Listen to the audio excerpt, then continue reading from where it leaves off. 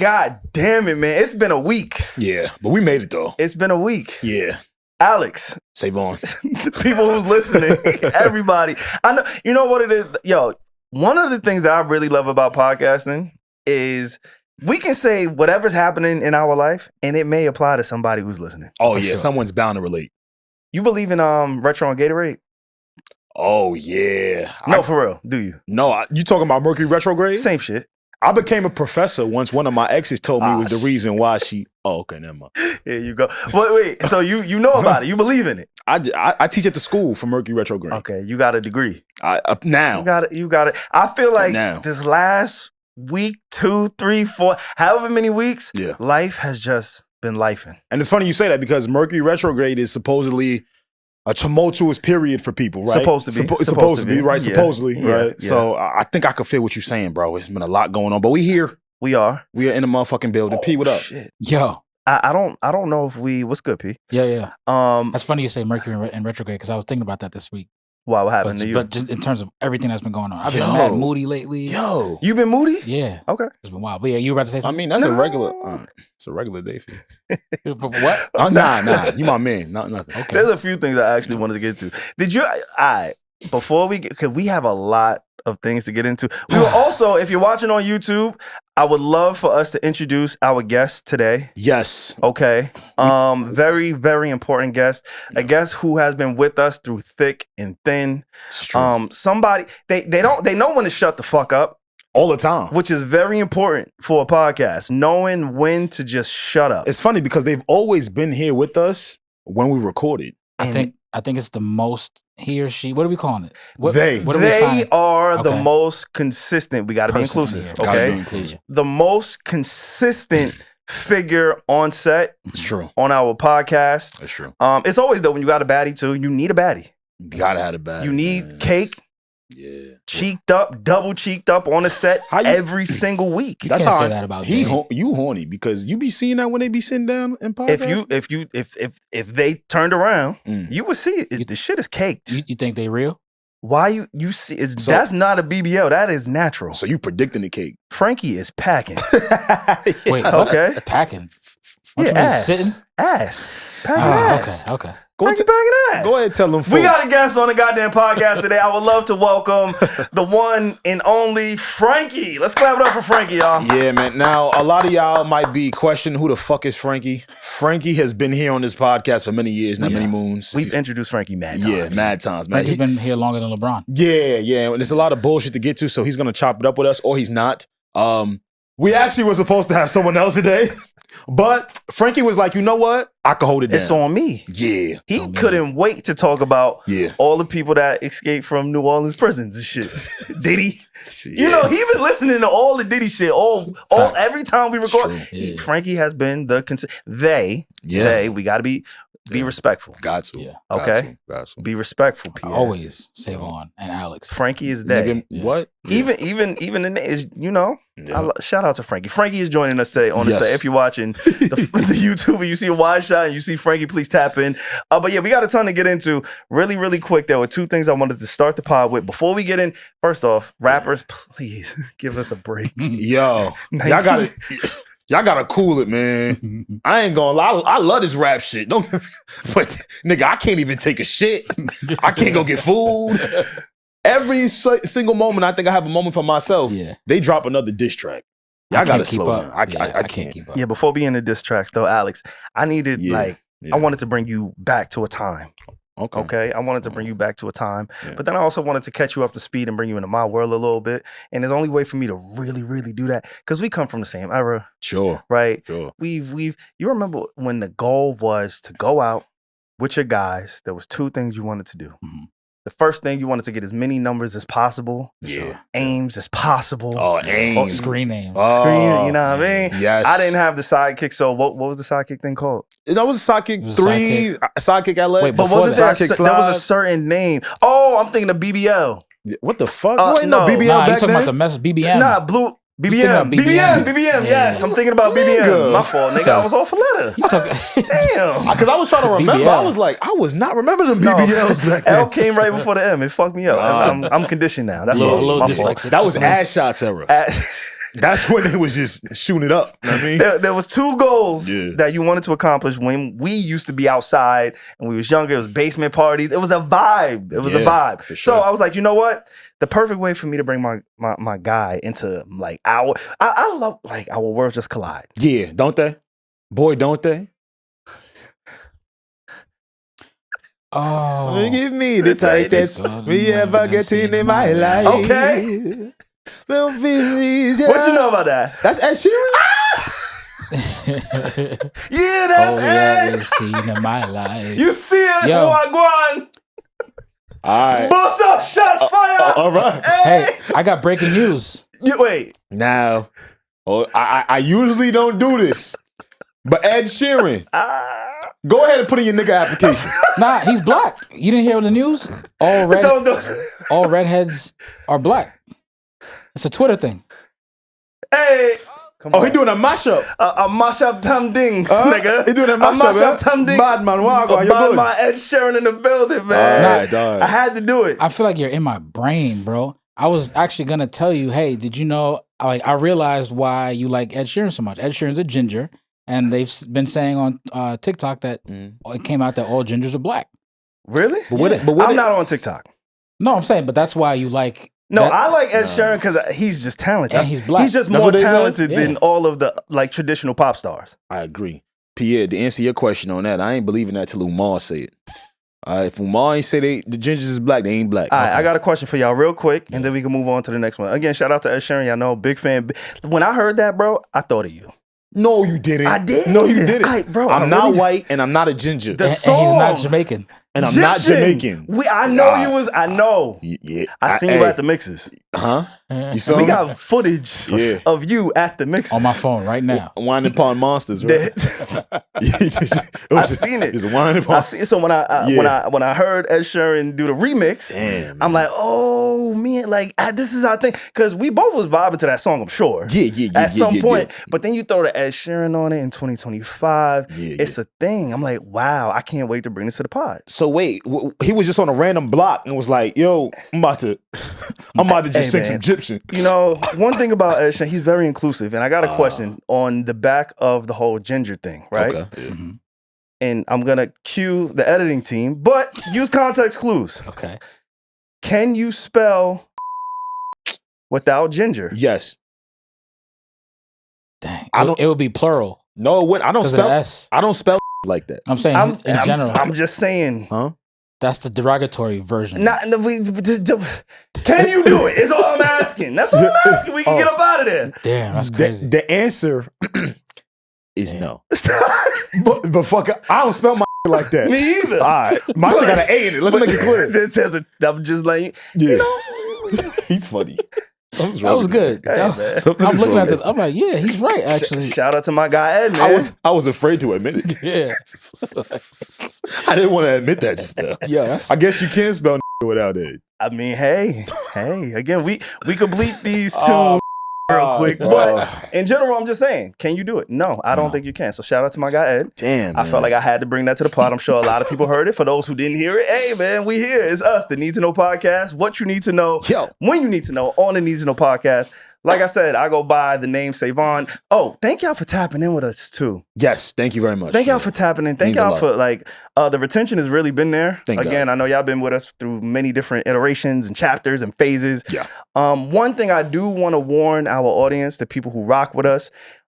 Yes, we do have Frankie in today. Yeah. Frankie will be holding it down if you're watching on YouTube. But in general, we may have some familiar faces, some new faces, some people that we just want to chop it up with, that we rock with, that we may introduce to y'all that, you know what I'm saying? Like, I don't know. We're going to be playing musical chairs. Absolutely. Just a little bit. Just a little bit. And again, Frankie is our in-house alien for the audio listeners. Yes, we do keep an alien at the Need to Know Studios. Of course. That's Don't why tell the Alex government. is here all the time. Yo, chill out. My fault. Just don't tell the government on us. But to SaVon's point, yes, you might be seeing some familiar faces very soon. Yeah, man. So please gear up for it. Summer is coming. We got a lot of new people and a lot of familiar people too that we just want to, tap in and chop it up with, especially on a week like this. Oh, man. Especially on a week like this. But back to the top of the podcast. I go by the name SaVon, SaVon. It's been a minute since we did that. Confidently, at least. I like that. I feel like some of the changes rattle me a little bit. Man, should be going, man. But we back. We back. But we back. We back. What up, y'all? It's your boy A, as always. The Paco Bone Poppy. Never alone, always with the posse. Yo, what up, man? It's P. Chill. I had a name, but I'm kind of just refiguring out, yeah, you know, the whole tag and stuff like that. You but, realize we wouldn't call you Poppy, right? Nah, it was something else that I said that kind of, yeah. But anyway, I'm here. Okay. I'm excited to see kind of what we talk about. I know a lot's been going on in the news cycle. I'm afraid. Yeah, man. I mean, the tricky thing about Diddy, right? Like, what angle y'all want to take Diddy? Like, let me tell you something, young man. I'm never gonna take Diddy at any angle. What? Okay. The story. Let me tell you. Okay. The story. What angle do y'all is so many? That's you got to make certain things clear these days, man. Yeah. Motherfuckers just think you going with it. All right. Okay. Now back to Puff, right? Yeah. Puff. Yeah. There's a lot of angles that we can take. Oh man. I will say this because we are a podcast and this trial is happening every single day of the week for like the next 8 weeks, Monday through Friday. Right? Monday through Friday. Yep. So the updates are going to be rapid. The updates are going to be in real time from the shows that you listen to that are broadcasting in a daily rate or maybe even multiple times. So I do want us to be mindful of that when we do report on it, and also for the audience who's listening to us at this time. Only because we may say things tonight, and by the time this comes out, there's going to be a whole new story. It changes, yeah. So I can only speak on the things that we know. Right. One thing I know. Oh boy. The Punisher. Oh, the Marvel's Punisher. the okay. sex worker. It was man. I'm talking about fucking Marvel, man. That was his great name? character. That was his name. It was a great character, the Punisher. You know what he did? What did he do in the film? He brought pain. I bet. In the comics. It sound like the Punisher. For you to name your nigga. Like the nigga name is the Punisher. Like if we talk about basketball, or just nicknames in general, right? Dwayne Wade, Flash. Yeah. Why did we call him Flash? I don't know. Because he was fast when he was younger. He was. He was fast. Right? Yeah, he was. Shaquille O'Neal, the Diesel. The Diesel. Superman. Superman. That's why Dwight Howard was tight. Like the nicknames kind of it's almost like an alter ego. You know what I'm saying? Jokic. The Joker. Yo, like all of these, the Greek freak. I said feek. Greek freak. Ain't never had a feek, nigga. But the Greek freak, and Giannis, like, there's always a reason why you get these nicknames. Yeah. So I want to start with the Punisher. Nah. I don't want to be around man. I don't care what he does in his profession or his life. If his name is the Punisher, I'm probably going to go the other way. Now, SaVon, are you alluding to the Punisher being one of Puff's friends in this case? Hey, man. From Harlem. I don't know where he's from. Oh, Pierre, you know where he's from. I'm saying, you know the Punisher. No, I'm saying it's... Y'all go back. It's all in the transcript. Now, what block he live on? I don't know, but he's from New York. You got it. The Punisher is from New York. Yeah. And was one of the sex workers involved in the freak offs? Yeah. Okay, that's what we're getting at here? Yeah, when I saw that name, I had the same thought, SaVon. I'm like, you wouldn't go grab a Punisher for pleasure. you would go do that. I ain't gonna lie. I mean, for a freak off. All right, before we even get into everything, can we all agree on something? Okay. I don't know. Ask it first. Nah, bro, you don't trust me to just say something that we all can agree on for real? I don't. We talking about Puff. I don't know. Us though, and how But we talking around Puff. Facts. You can't just come in straight. I can't just. I mean, I think he freaked out, bro. Oh, yeah. I think we can all. He is super freaked out. 100%. Oh yeah. We knew that from the first few days of the trial, right? All right, we could just agree on that. Absolutely. That's all I wanted to start with. Absolutely. It's funny you say that, man, because the last time we recorded, we spoke about Cassie's testimony, right? Mm-hmm. We talked about certain sex workers taking a stand. And me per se, I was trying to get more context on the case. So I did my dually research for you guys. And I just took a quick look at what the actual charges are. And I started to compare it to what's actually occurring in the courtroom. One thing that stuck out to me is that he is facing a racketeering charge. Very different from an entire RICO. So just some quick things, because this is going to lead us down what has transpired since the last time we've been here. What is racketeering conspiracy? This charge alleges that Combs ran a criminal enterprise that engaged in various illegal activities, including sex trafficking, forced labor, kidnapping, arson, bribery, and obstruction of justice. For sure. I wanted to start there because I think it's very important to kind of highlight some of those words, and we could kind of just trace them back to whoever took the stand now. Because I do see a lot of people still confused, like, yo, where's the conspiracy? Where's the racketeering? Where's the RICO? SaVon. Today we were given the information and news that Kid Cudi will be taking the stand. SaVon, what's one of the words I listed there? I don't know. What list you got? Okay, SaVon, you almost there. Criminal enterprise, arson. Oh, yes. Arson. Now, what's the story? You said a lot of words. I'm sorry, I did. Okay. Yeah, my fault. Big words. I'm sorry. I should be quizzing the audience. Yeah, what the fuck I said, y'all? But arson. SaVon, what do we know about Kid Cudi, arson, and Puff? A car was blown up. He turned that shit into 4th of July. Allegedly. Yeah. That's what we know. Because allegations. Perfect. Because of Kid Cudi's relationship with Cassie. Yep. Awesome. And she admitted to that on the stand. That they did date for a while and that there was a meeting between the three of them. And so again, at the time of this recording, again, it's so tricky for me personally to kind of report on this because by the time everything comes out, it's gonna usually be like, oh shit, this happened, or now it's, in hindsight. Yeah. So I do want to kind of keep it top level when it comes to this case. Absolutely. Right? Absolutely. Now, if we went into Pierre's world of live streaming, then it's a little bit different. Yeah. But because, we're pre-recording whatever our thoughts and our feelings are, I do just want to be conscious for the audience. I agree. That's why I wanted to outline what the charges were. Great. Because the charges aren't going to change. Not going to change. Right? But we can kind of relate them to whatever we see in the court, right? This is why Frankie fucks with you. Yeah, Frankie fuck with me. That's my man. Because you bring the hard, cold facts. My man Frankie, he told me bring it to you like a Coors Light commercial. I am nothing. Coors Light A. Like that's that commercial where LL be in the train, be conducting the train. Bro, they had the illest technology I ever seen. No, it's true. When the bottle gets cold, the label changes color. Look what it take to impress SaVon. That's not new, right? Nah, that's hard though, bro. That's cold tough, hard facts. For beer, that's kind of I like cold hard facts from my guy A. Thanks, brother. Yo, shout out to you and Frankie. Yeah, thanks. Y'all doing a good job. I've heard a lot of people say from all the stuff that I've been seeing about the case that this is everything that they've alleged is all towards the domestic. And I think what most people don't realize is they wouldn't bring it to case and assess the charges as so if it was all domestic.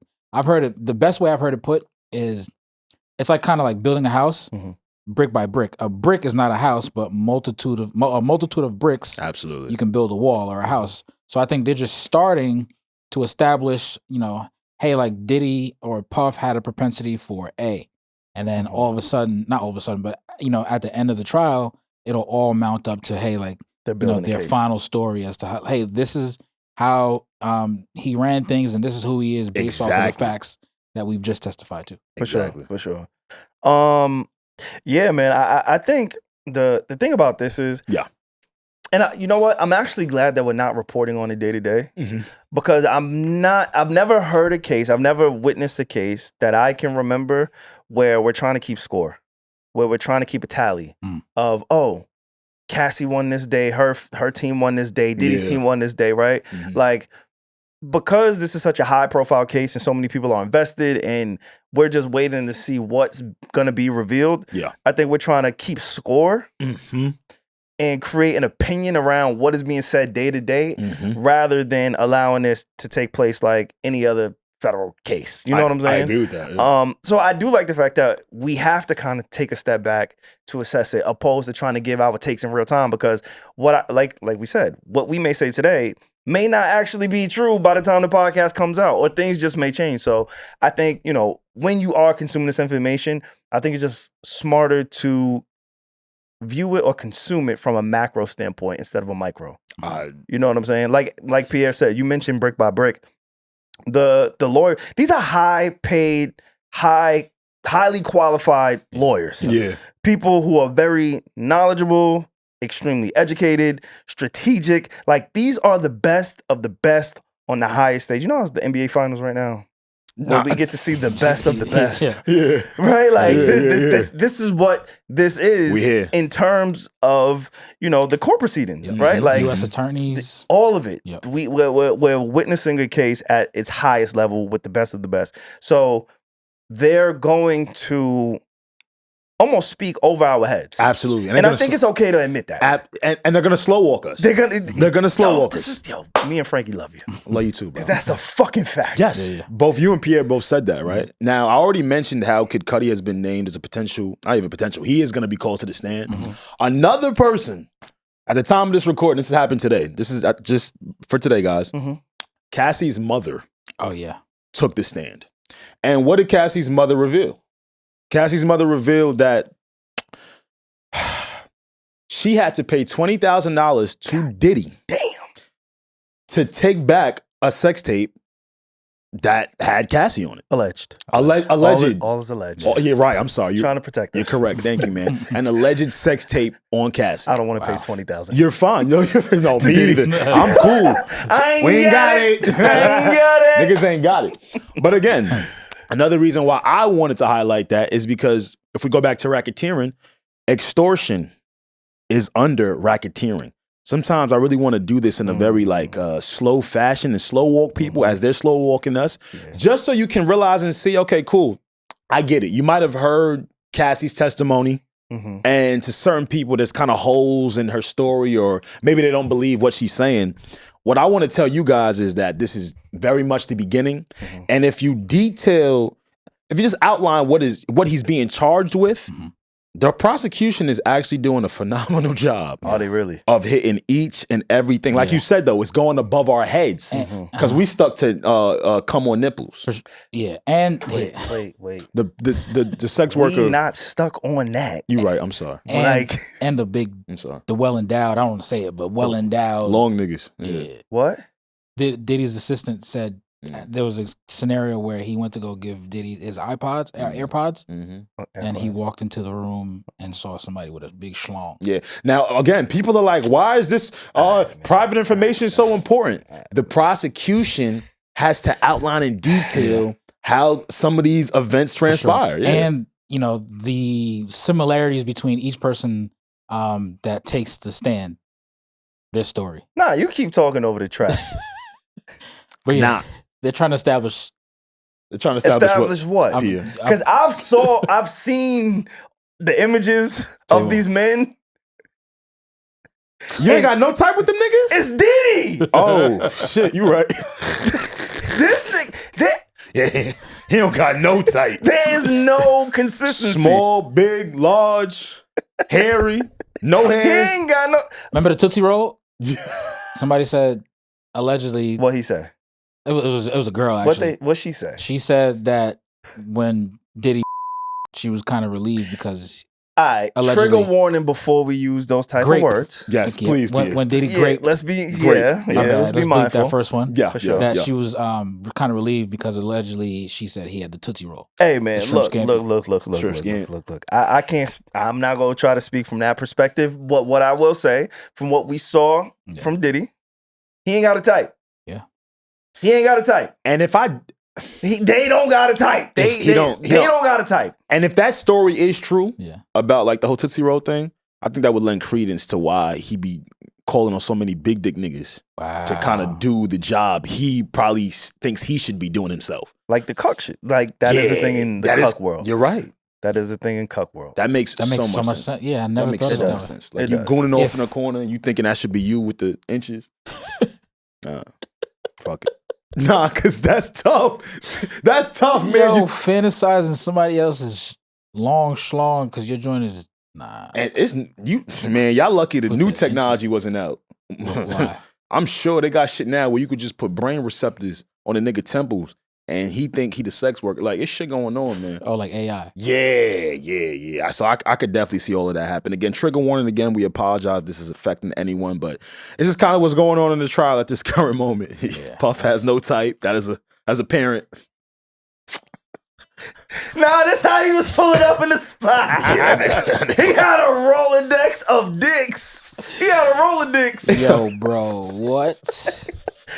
Oh man, this is crazy. It's crazy. You think they call Wale to the stand? Nah, I don't know who they called to the stand, but I'm glad you actually mentioned a rapper because I said this on the last episode. That's one of the things I'm honestly waiting for. I'm just waiting because when you cast such a wide net of people, and that's one of the things that Diddy you know, which makes this so fascinating, is because he has so much influence and he has so much reach. And he's talked to so many, like, in the case, we've seen Barack Obama's name get mentioned. Yeah. So we're going from Barack Obama to Kid Cudi. But clean it up, though. You know why. No, I just said it was mentioned. But do you know why? Inform us. We are the Needs to Know podcast. Tell me. Puff was taking Obama ecstasy pills. Allegedly. Allegedly. That was literally shaped like Obama, down to the facial features and all. But it's tough. He was eating Obama? Yeah, apparently, SaVon. Consuming Obama is crazy. Wow. It's fucked up, man. For those who haven't heard, he allegedly is freaked out. Allegedly, he is the goon. Diddy hung he Wale. is gooning. Yeah, we said that last episode too. Yeah, goon man. Yes, that's he's bugged out. Strange, but there's just so many different people and players. We saw Dawn Richards. Yeah, she took the stand. Yeah. Member of Danity Kane, making the band, Dirty Money, all of the things Diddy, right? Like Gene Deal. Gene Deal. Oh, yeah, he popped up. If you guys have been keeping up with Gene Deal is the former bodyguard of Puff, and he's been on a interview. I don't even know. He's on YouTube now too. He's got his own show. He's had an array of interviews all over YouTube with different content creators. Just art of dialogue. Yeah, just kind of detailing what he experienced being a part of, you know, that conglomerate and protecting Diddy. And they actually called him to the stand. Really? Yeah. I didn't catch that part. Okay. Yeah, he hasn't today, time this recording. He was in court for support, but they eventually plan to bring him to the stand. Now my question though is, again, keeping it broad, in a federal court, there's a thing called discovery where you have to pretty much put all of your facts and the people that you have, you know, that you want to call to stand to the forefront so everybody can know, both the defense and the prosecution. Usually happens before the trial. It kind of comes off to me, I could be wrong, it kind of comes off to me that sometimes the defense is kind of surprised that certain people are called to the stand. Do you get that sense too from what you guys are hearing? Yeah, but I know why. It's because the defense is trying to use as many exhibits? What is it? Like loopholes? No. Like when you exhibit evidence, what is it? Exhibit A, Exhibit B, Exhibit. Yeah. They I ain't a lawyer. I ain't gonna lie. I'm sorry, Zay. Nah, I'm like, yo, what they call it? Exhibitions? Hold up. I said, what they call it? Exhibition? Certain identifiers to evidence. Exactly. So what they're doing is they're just presenting new shit, which is not kind of giving the prosecution or anyone in the courtroom kind of time to vet that evidence or what should have been done before. Oh, like the 1,000 text messages. Right. The text messages. And real quick, while we're on the sex workers, the male sex workers, again, this has been something that has been talked about, discussed. We've seen sex workers on the stands. I remember a year ago, within the last year, I'll say that. I can't give an exact date. Yeah, but within the last year. Where this is going, but go ahead. No, you ain't got to be afraid for me. Like, I just remember seeing this video and it's so fucked up because when I see certain things on social media, I always have to hold up a mirror on why I receive information a certain way, why I react to information a certain way. And there was a guy who was actually named this past week, Jonathan Odie. Yes. Yeah. Jonathan Odie. He is, at the time when I saw this video, he was arrested. He was giving his testimony. He was saying, hey, I'm a sex slave to Diddy and Cassie, and I've had sex at the Trump Hotel. He was just giving a lot of information, saying a lot of things that had pertained to him. And at the time, it was like, wait, he looks a little bugged out. I've seen his images. I don't know what to believe or what not to believe. He's also like the Trump tower shooter. Yes. That's what he was brought in for. He has, it seems to be that he's struggling with some mental health, but also that there is some legitimacy to what it was that he was saying. So I do want to play a clip. Again, trigger warning for all of these things. But a year ago, I came across this video and I was resurfacing, and it's Jonathan Odie explaining his affairs, encounters with Diddy, with Cassie at the time that, you know, he was a sex slave. I heard a lot of business because what they would do is Sean talks a lot on the phone and on the TV with speakers and stuff, and I was like a sex slave. So you heard that. He said, I was like a sex slave. He considered himself a sex slave. And again, he was listed as one of the male escorts. There was another escort besides the Punisher. And let me add to, remember what you're going to say. And I'm going to add to that too, but go ahead. Diddy's next charge: sex trafficking by force, fraud, or coercion. I think what Odie was just talking about, being a sex slave, falls right underneath that. Yeah. I kind of want to do that as we go through each thing, just to kind of get to the people to see where the prosecution is trying to hit. Yeah. And the first time that Jonathan Odie was his name was brought up in the transcripts was Cassie was on trial. It was last week. She was on trial, and they were showing her different pictures of people.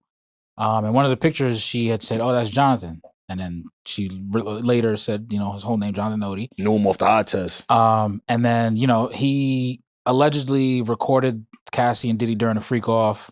And, I think he sued, or Diddy sued, or no, he sued Diddy. Yeah. I think he got like 20 mil or something like that. Got some money. Yep. Diddy was giving out a lot of money over the years. Yeah. He was dishing out a lot of money over the years, hush money, as some people will call it, to some of the sex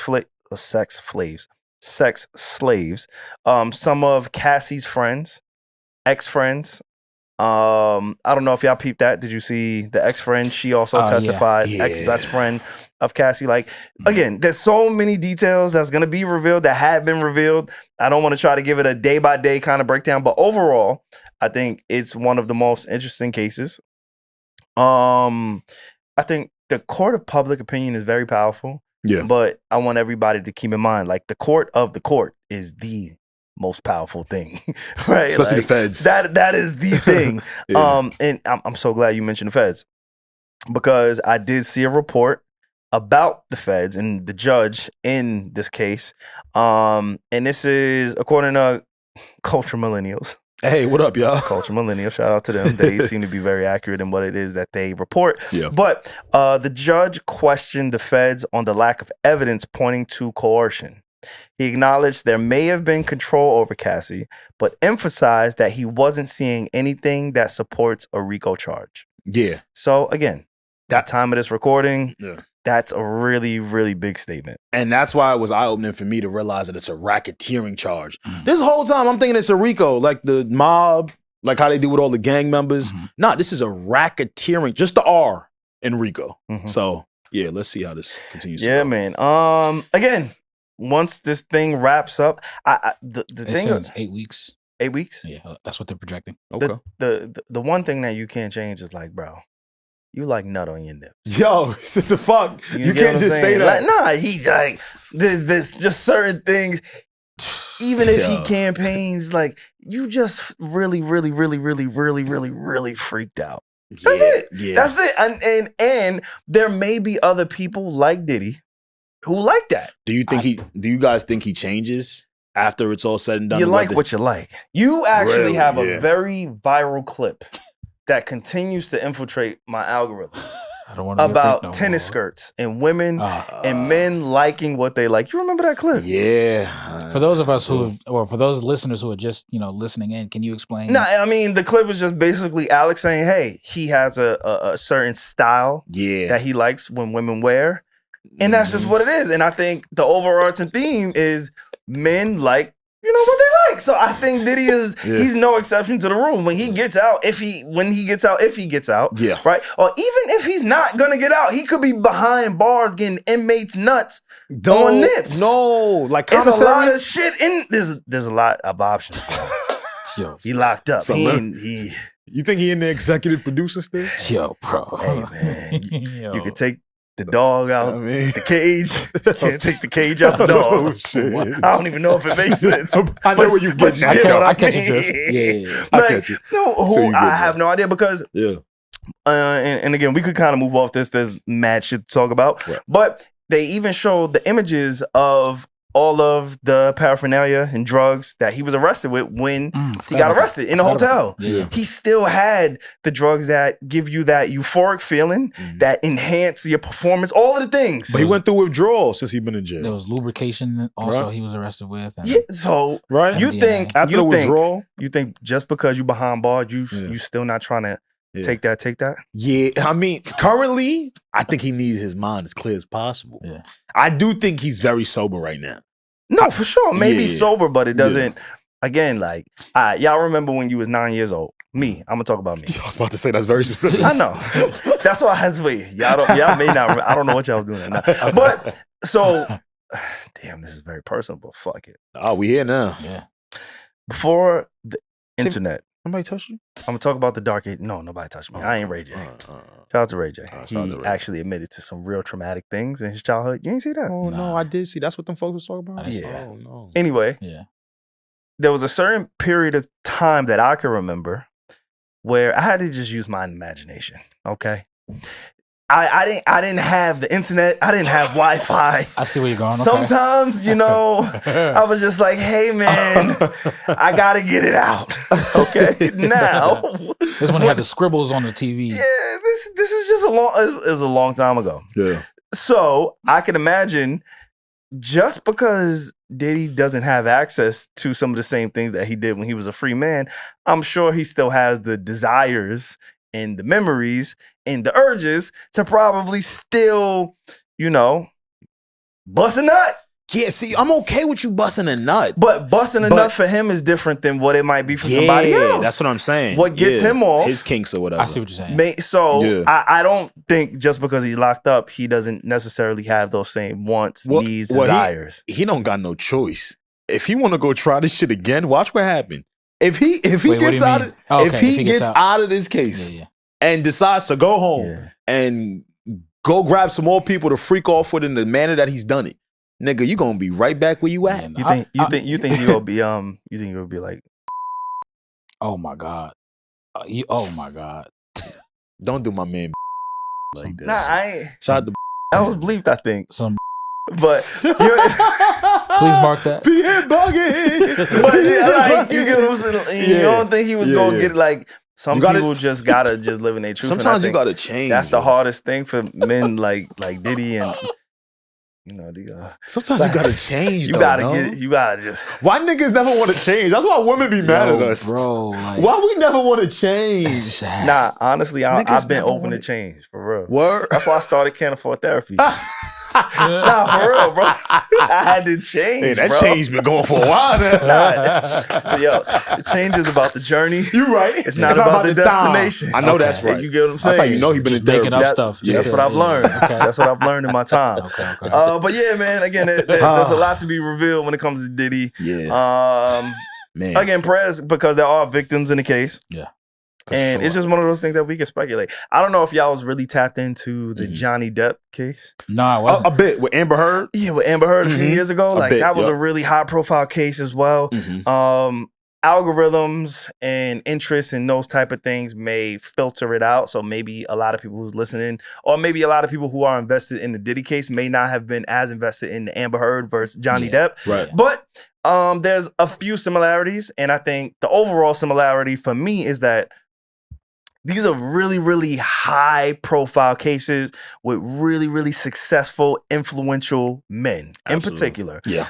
And it's kind of crazy. Damn, I just said that out loud. But it's kind of crazy because the men seem to be the catalyst, right? Like Johnny Depp, household, A-list actor, you know, superstar, megastar, worldwide, you know, just world renowned. There we go. Yeah. Just somebody who's the facial recognition is there. Yeah. The everything, the legacy is there. And the same thing for Diddy, right? I would almost compare it to an Amber Heard and a Cassie, where rising, young, beautiful, maybe impressionable woman, like it's some similarities there. I see what you're saying. And the Amber Heard and Johnny Depp case, how that played out is how it played out.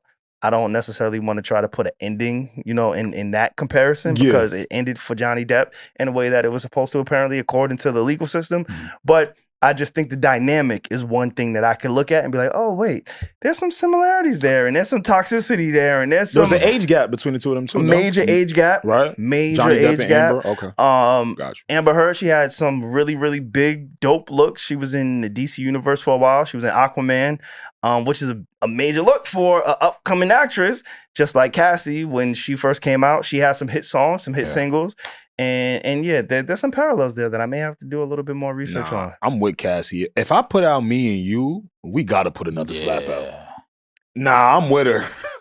We can't just put me and you. Nah, she did though. Just me and you. No, I'm saying more should have followed it. You saying? Yeah, like a slap she after had that. another one. No, we didn't. Yes, she What's the did. name of it? Yeah. Nah, bro. If you got to without think looking about at your phone. Exactly. Without looking at your phone. What's the name of it? You got to remember. Go I told ahead. you I've been fighting for my life. Okay, that's fair. The people in my life been fighting for their life. This is true. Yeah. This is true. This is true. So you've been just give me a little bit of grace. But when you hear the song, you're gonna be like, oh, I remember that shit. okay, yeah, because I'm waiting. Regardless, if I'm her, me and you is definitely one. Long way to go. Long way to go. How does that? Yeah, let me hear Don't that. do that. Don't Let me hear that. Don't do that. I might remember it. I'm sleeping on the Cassie slaps. Oh, I forgot the name of this. Don't do that. He's right. Don't do that. He's My right. bad. This is a slap. But it sound like Ryan Leslie. Production. This yes. is Ryan Leslie production. I can tell. This is a Cassie song. But was this on that same album? Oh, for me and you. No, you know what that was. That Just get intimate. SaVon. You ain't into this. I'm not into this. See, that don't count. It was on the same album. It's a slap. Nah, she hit a Ryan. It don't matter. A slap is a slap is a slap. You know, but it was on the same album. You know what I mean? I'm talking about after all of that success. Nah, we ain't hear none of that. She had 10 albums. I ain't hear half of a one. Nigga. Nah, she only had one. Yeah, she only had one. I mean, she signed for 10. She was in a deal for 10. Yeah, yo. I think she would have went so much further if she stayed with. Again, hindsight is always 20/20. Yeah, but she would have went definitely further. Ain't that something? If she went with stayed with Ryan Leslie. I completely agree with that. Hey, man, that's crazy. I don't know. Again, yeah. We'll see. We see. Well, she had one with Ryan right there. Not the How do you think Ryan Leslie feels? And Kid Cudi? Scared? No. Yes. He got to feel vindicated, I think. Because it's like, oh, you left me for that? I think he's excited to be like left out of this. He did choose it. No, I think he dodged a bullet. Have y'all ever been the petty scorn ex? The petty scorned ex. Yeah. That's just a not little bit. A little bit. Not. It made me just wanna. We could talk freely here. Yeah, So guys. that's your life. Yep. My life. You're the only one married on the pod. I'm like, I have had an ex. Okay, of course. Sometime before. And when we weren't rocking anymore, I just felt like, you know what? I'm gonna show you that you really left a great guy. I'm gonna show you. I'm gonna just. What's so funny? Oh yeah, real scary, Pierre. Oh yeah. Ooh, you're gonna scare me out of being a guy. Cause hear me out. You want a bad boy? Cause hear me out. Once you elevate yourself mentally, that was good, and all that, and just become a better version of who you are. Oh yeah, once you elevate yourself mentally, you don't want toxic sex no more. See, I'm not talking about that, and we got a lot of shit to talk about, so we're gonna get off the. Y'all got any like major points about the Diddy thing before I'm we cool. move on to the next? I'm cool, man. You think they called Gina Hugh to this? Yes, I do. Yeah, at some point. Yes, I do. At some point, I will say this: going forward, I think everything is on the table. Yeah, I didn't think Kid Cudi, like at the beginning of this case, nobody thought, oh, Kid Cudi would take the stand. Yeah, for sure. I think there's been some obvious names that we think or have thought, but one thing that I can tell from the few things that have happened over the last week or two is that we don't know what to expect. I never needed to know. I never needed to see. No pun intended to need to know. Nut on nipples is different for me. How do you even think of that? I never that's a new one right there. You gotta be freakazoid man. Yeah, that's a new one for me. I ain't gonna lie. Freaked out, right? I could have went my whole life without knowing that. Yeah. No cap. That's crazy. Out the, you know what I mean? And then on the. Nah. But wait, you know what? I thought you said you was over. No, I'm gonna give him a little grace. I'm gonna give grace to the concept is like, you know what? Maybe I want to paint a picture. Like, wait, what? Maybe I want like a canvas? I can understand that. Let me what do you mean be by the painter. What do you mean by that? I'm gonna shoot. Oh, you gonna shoot? I could understand. You know what? I'm gonna shoot and then we draw. All right. I cannot understand. When you say you mean Puff, right? Because you don't mean literally. No, I mean, I'm not that freaked out. That's why I was getting confused. Yeah. I'm just saying because when I hear something like that, I try to do a process of elimination, right? And so because I'm not Puff, I don't know what the fuck he does. Oh, no. I'm just like, you know what? Maybe you so freaked out, you want to use, your canvas as a dartboard. Oh, you want to be interactive with the art. But I'm just saying, like, maybe if it's my paint, I could shoot on the canvas and then Whatever. You do what you do with my paint. That's all I'm saying. Y'all following. Wait, real quick. I'm not Just follow what I'm Okay. saying. I could understand that a lot more than using another painter's paint. That's crazy. You get what I'm saying? Okay. Like my paint. Like if I'm, you freaky or whatever, you might do something in the moment. I Like, get what he's saying. Shit. He I got started extra backwards. paint today. I got extra I paint might today. just start drawing. Yeah, that's that interactive art. So I could understand. Shit you could touch. Maybe that's a lot more understandable. But now I can't paint with another man's paint. With another brush. That's a brush would be crazy.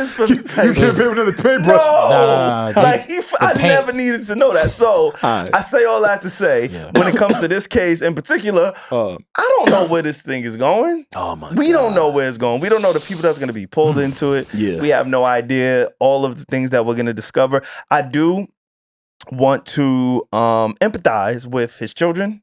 His daughters in particular, for sure. Yeah, who went into high school, who I'm sure on social media. They just went to prom. I got a sister. She's in junior high school right now.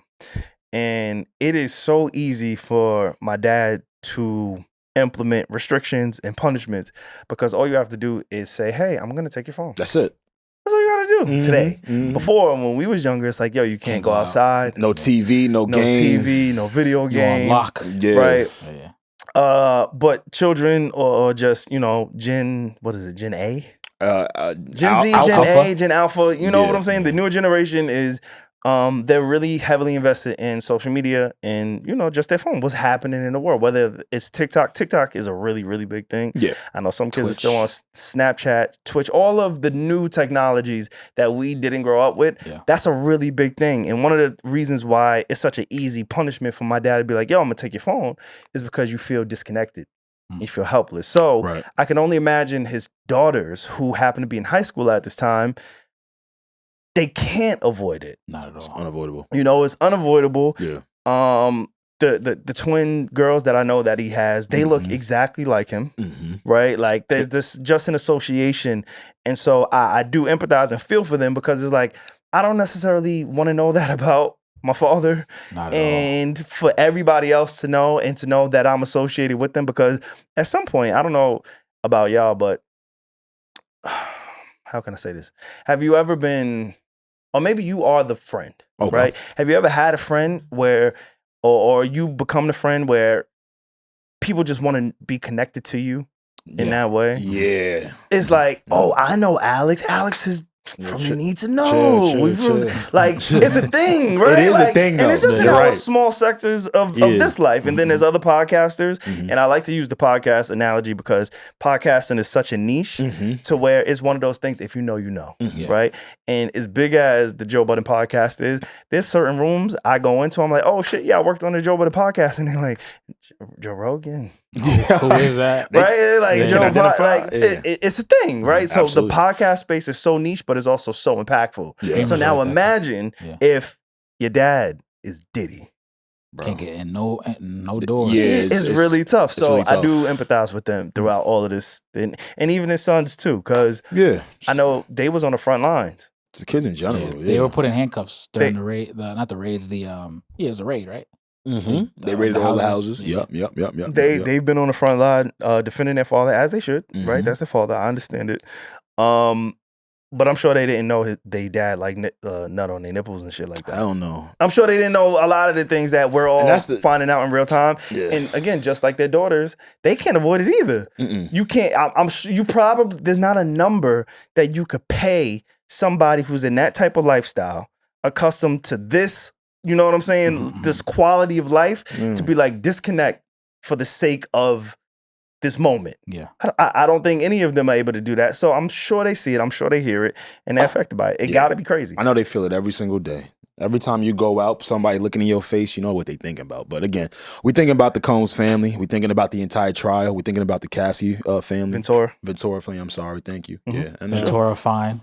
Ventura Fine, right? Her husband, absolutely. And like you said, her parents. Her parents have been pulled to this. Yeah. Her mother has, have to give her testimony and recount some of the things. I can't even imagine what it's like being just an average American family having to pull out a loan to pay a multi-millionaire, alleged billionaire, because you're trying to prevent something from coming out. You're trying to protect your child in that moment. Yeah. You know what I'm saying? Your daughter, your child. So there's a lot of different angles. There's a lot of jokes to kind of make, but there's also a realism to this where it's like, holy shit, it just puts it in perspective.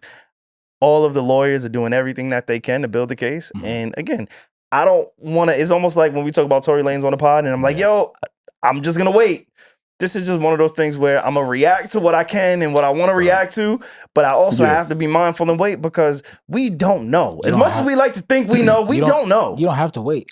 The evidence is glaring. Nah, when it comes to what? Gotta wait. When it comes to if he did what they're alleged. It's irresponsible. If Tory Lanez did what he was We're alleged. not talking about Tory. See, no, I gotta be careful. I'm talking about Diddy. You mentioned Tory. That's what I'm saying. I mentioned it in passing. Right, but that's why I'm saying that. But continue. He gets passionate. Yeah, he does. Like, I don't give a fuck how much of a fan I am of you. I gotta see what they say, what we come down bro, to. Forget the fandom, bro. Fuck the fandom. I'm talking about if you look at the physical. Anyway, we'll get to it. We'll get to it. Alex, SaVon. Last week we was talking about some people rapping again, right? Shout out to Frankie. I thought Frankie was gonna hold us down today. Frankie was supposed to. The guest he was supposed to answer. Not Frankie, man. Frankie. I'm sorry, Frankie. Yeah. Frankie, you gonna let me talk the whole time, huh? All right, just sit there looking like an alien. That's what's up. Last week we reported on the Red Bull freestyle, right? Which incorporated Joey Badass, Ab Soul, and of course Big Sean. And for Joey Badass, this isn't the first time he's gotten inside the ring in terms of trying to send shots on people on the West Coast or just trying to get people to rap again after, of course, the Drake and Kendrick Lamar battle. And man, I remember saying last week on the episode that I love the fact that all three of them were going at it for sport, but SaVon at the time, I couldn't really understand what the mission was. Now let's go back a little bit. Joey Badass put out a freestyle top of the year in January, right? And of course, he got at the West Coast for quote unquote Dick riding Kendrick Lamar. And he mentioned Daylight. For those of you that don't know who Daylight is, legendary battle rapper. He's sick. They call him the boogeyman. He's really like that. At the time of the Red Bull battle, I really didn't think that Daylight was gearing up to respond to Joey. You feel me? I just thought like this is just some JV shit for sport. We rapping the rap. We all, kiki keying, dapping, throwing high fives. That's what's up. Shortly after we left the studio, things got serious. And when I say they got serious, Daylight took on to post pictures of Capital Steez. For those of you that don't know who Capital Steez is the very close friend and rapper of Joey Badass, who was also a member of Pro Era. If you remember what blog, oh my God, what's the Blog Time? Blog Era. Blog Era. Oh my God, I'm fried. You good? If you guys remember the Blog Era rap scene, Pro Era was one of the forefronts of that movement, along with our Future and others. And Capital Steez died. Unfortunately, he unalived himself many years ago. Wow. And I saw Daylight start to post pictures of Steez on his IG page. So now you guys remember what I was saying last week, right? I was like, damn. I think what made the Kendrick and Drake thing so memorable for me is because we knew that these two had some real dislike, a real disdain for each other. And for me, not that I want people to get violent. I don't want anybody to die, right? SaVon last week mentioned how Tupac and Biggie affected hip hop and how we go about beefs and things of that nature. So when I started to see him post the pictures up, I was like, ooh, that's a little bit too far for me. But it made me realize that he was going to get into the ring. This is what you asked for. Yo, that's what I asked. This is what you asked for. But you literally, we were talking about it last week. You remember? And Alex is like, it's my fault. Only 48 hours. Blood. And I'm like, yo, Alex, it's rap, it's fun, it's a sport. And you're like, no, but I don't believe it. You want to know why? You wanted UFC. I was okay with WWE. I need UFC. It was just a little bit different. So I do want to go back to the Joey Badass song that he put out, The Rule Is Back. Yes, the January 1st at the top of this year. Right?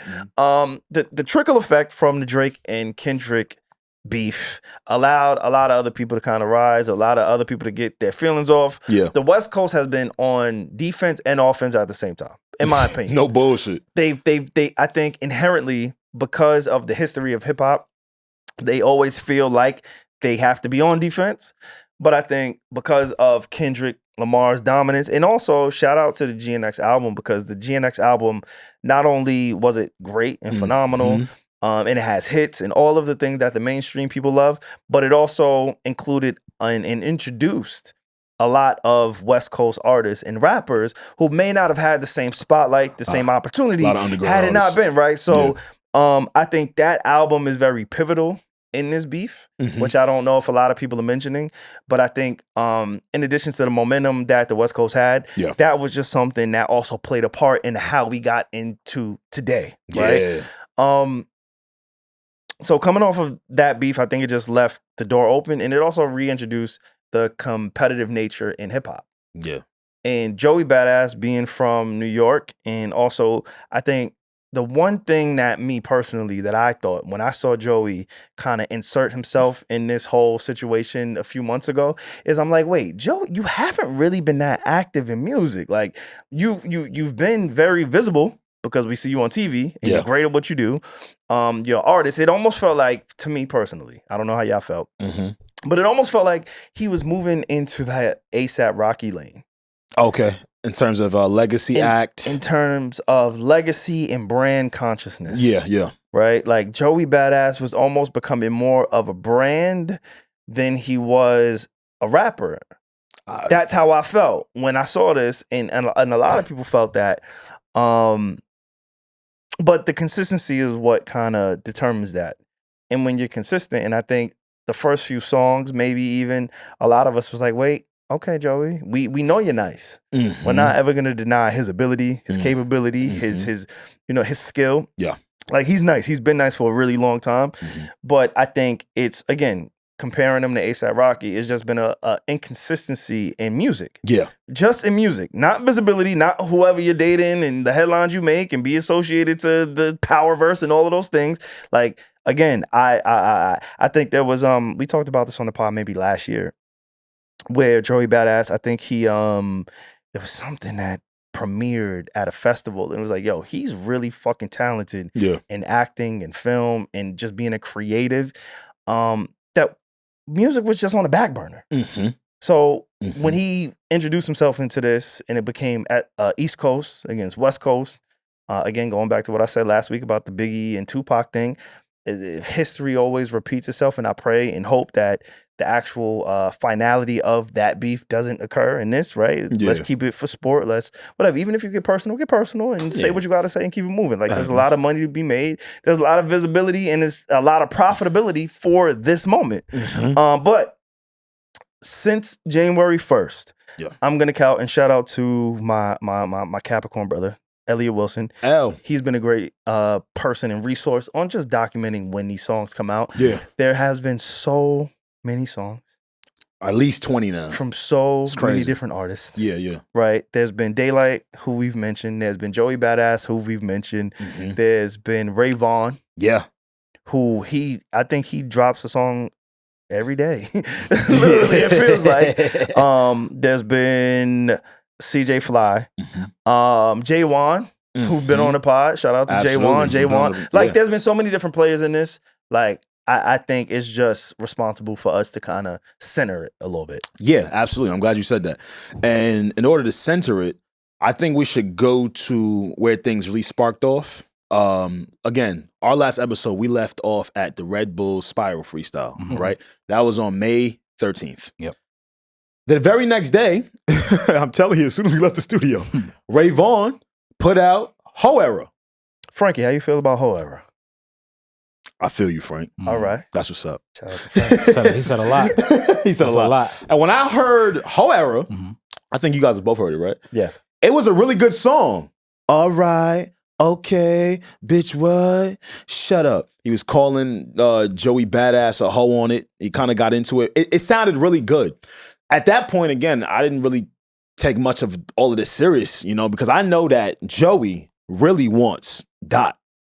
If there's anything we know, it's two people he really wants. Dot and Daylight. The two Ds. I mean, why do you say Kendrick for those who may not know? For those who may not know, that is what Joey alluded in on The Ruler's Back, which is the first freestyle where he kind of kicked off with everybody on the West Coast, which was released on the first day of the year. So we're in the 5th month of the new year now. He did that in the 1st month. A few months have gone by, and again, when Ray Vaughn put out Whole Era, I was like, all right, cool, I'm banging with it. I don't really know if, where we go from here, but I'm rocking with it. It was a very good song, and I love to see the amount of people kind of gather around Ray Vaughn, right? He's a newer act. He's not super new. He's been around for a while. He signed a TDE, but we haven't really seen him get in this bag where, like, you're kind of getting at someone directly, and it sounds good. Directly after that, what did Joey Badass do? He put out the finals. So the song The Finals came out on the 15th. Yep. So again, very next day. From January 1st to, let's say, May 7th. Yeah. Because those of all of the songs, there's been 1, 2, 3, 4, 5. There's been over close to a dozen songs released in that time period. Yeah. That still leads up to this timeline. Alex, you started at 513, the freestyle that we covered last week, because that's where it kind of revamped. Yeah. Before we kind of continue to go down this rabbit hole of all of the players and all of the songs, I do want to commend Big Sean. I think for going first, okay? I do. No, last week we told him not to go first, but I think there's a method to his madness. We always need... Just leave your name out of talks? No, his name is in the talks. Where? We wouldn't... Who knows if we get this moment without him? Just like Control. We do. Just like last year's beef. You gonna make me... I'm not. That's my Aries brother. Talk to it. Tell me I'm wrong. We need Big Sean. If Joey would have went up to Red Bull with Ab Soul, Day Soul, Night Soul, Daylight, Nighttime, Afternoon, the next day, Daystar, Sun Star. Like, you niggas is not hearing me. He was gonna kick it off regardless. He would have. What did Sean do for this? You know what? I have to. Because what did he do? I'm not gonna let history. He even dropped another one. Like, forget Big Sean and his contribution. That's what I wanted to go back to. You know what I'm saying? Like, his presence on that song is what allowed this, in my opinion, to be a moment. And it's not taken away from Ab-Soul or Joey's skill. I want to be clear when I say that. They are both nice as fuck. Like, really, really good at rapping. Like, this is what we wanted. Me? No, I just want to say that because there's people that tap in, man. All right? But I think Big Sean he's the A-lister. He is, man. He is. So I just want to say he is a catalyst for a moment like this. Now, last week he said out of the three of them, yes. The draw. He's not the draw. He's the draw. He is the draw. He's not the draw. He is the draw. No one brought his name up since. Okay, but that's the, you know what? Like, no one has mentioned Big Sean one time since fucking Red Bull. That is the beauty of what it is that he does. And I want to give him his credit that shit ugly. For creating that lane. That shit ain't beauty. It is beauty. That shit is ugly as fuck. Because you want to know why? Why? Because when he wants to put out another project, put another album, he's going to tell us that he's looking for maybe more support. And because our attention has been on everyone else every single time, it's hard for him to be ingratiated like the main act that you say that he is.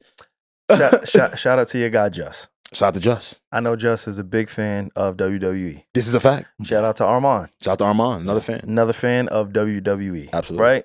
Till this day.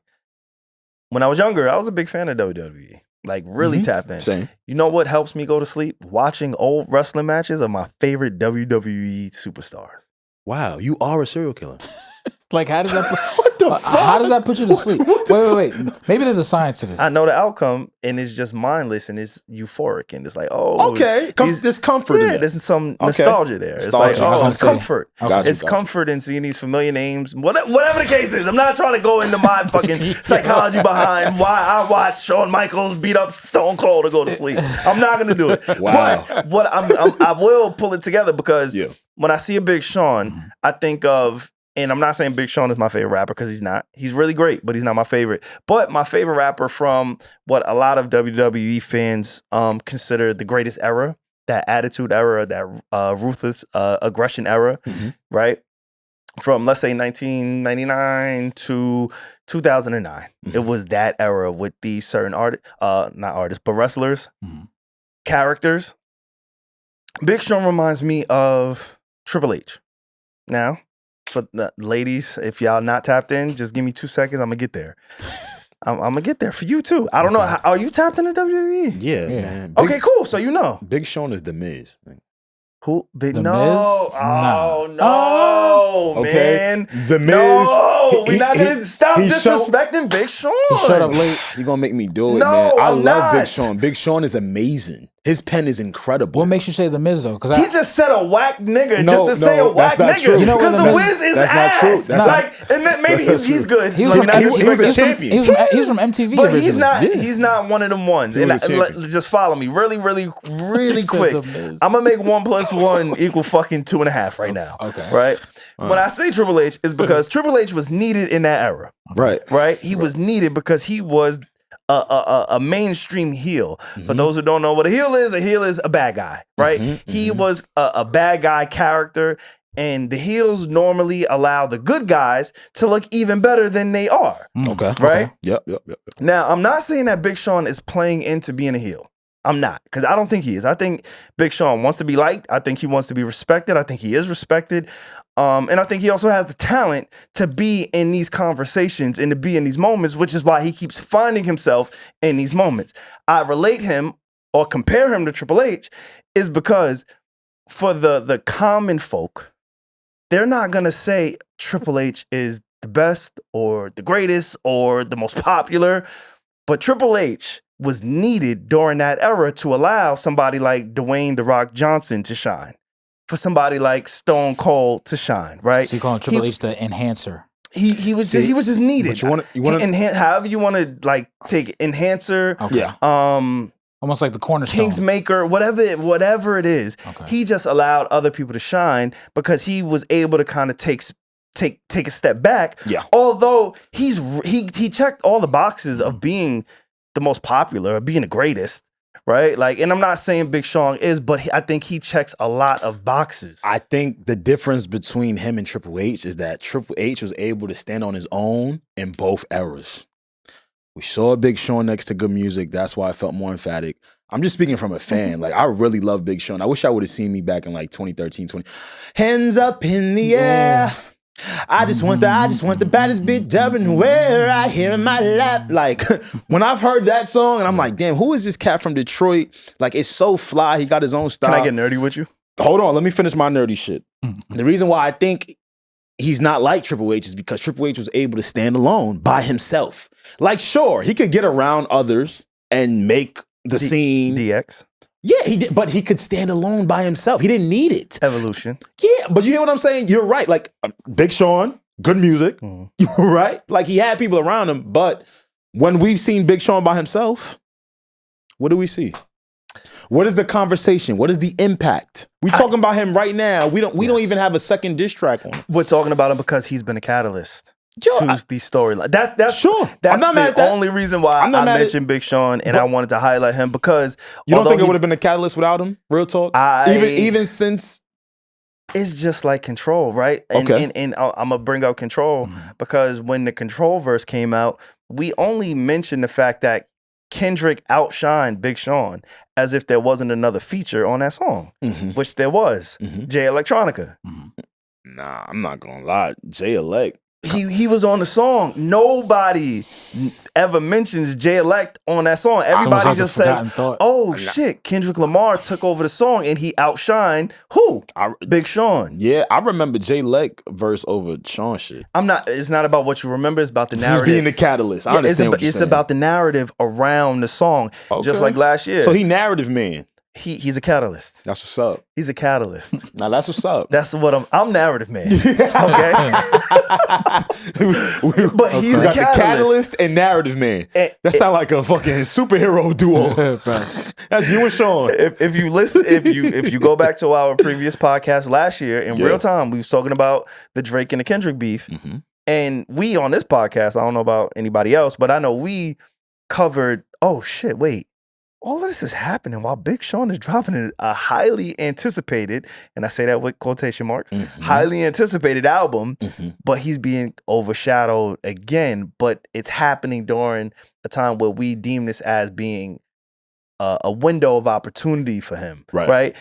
That's all I'm trying to say when it comes to Big Sean, which is he is the common denominator among some of these narratives and among some of these beefs, and he's playing a part in it while also being overlooked, and being discredited maybe to some degree.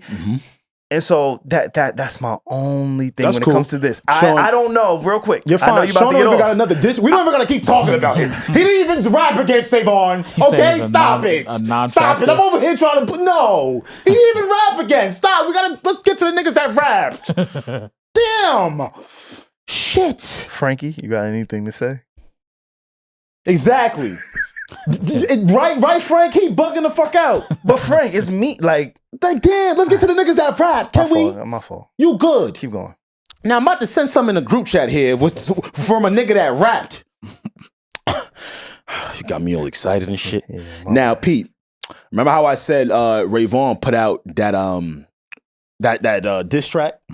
Yes.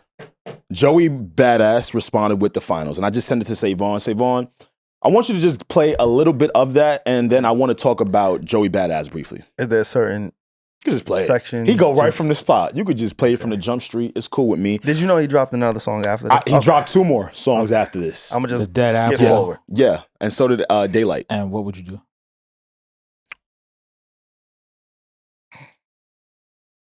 Yeah.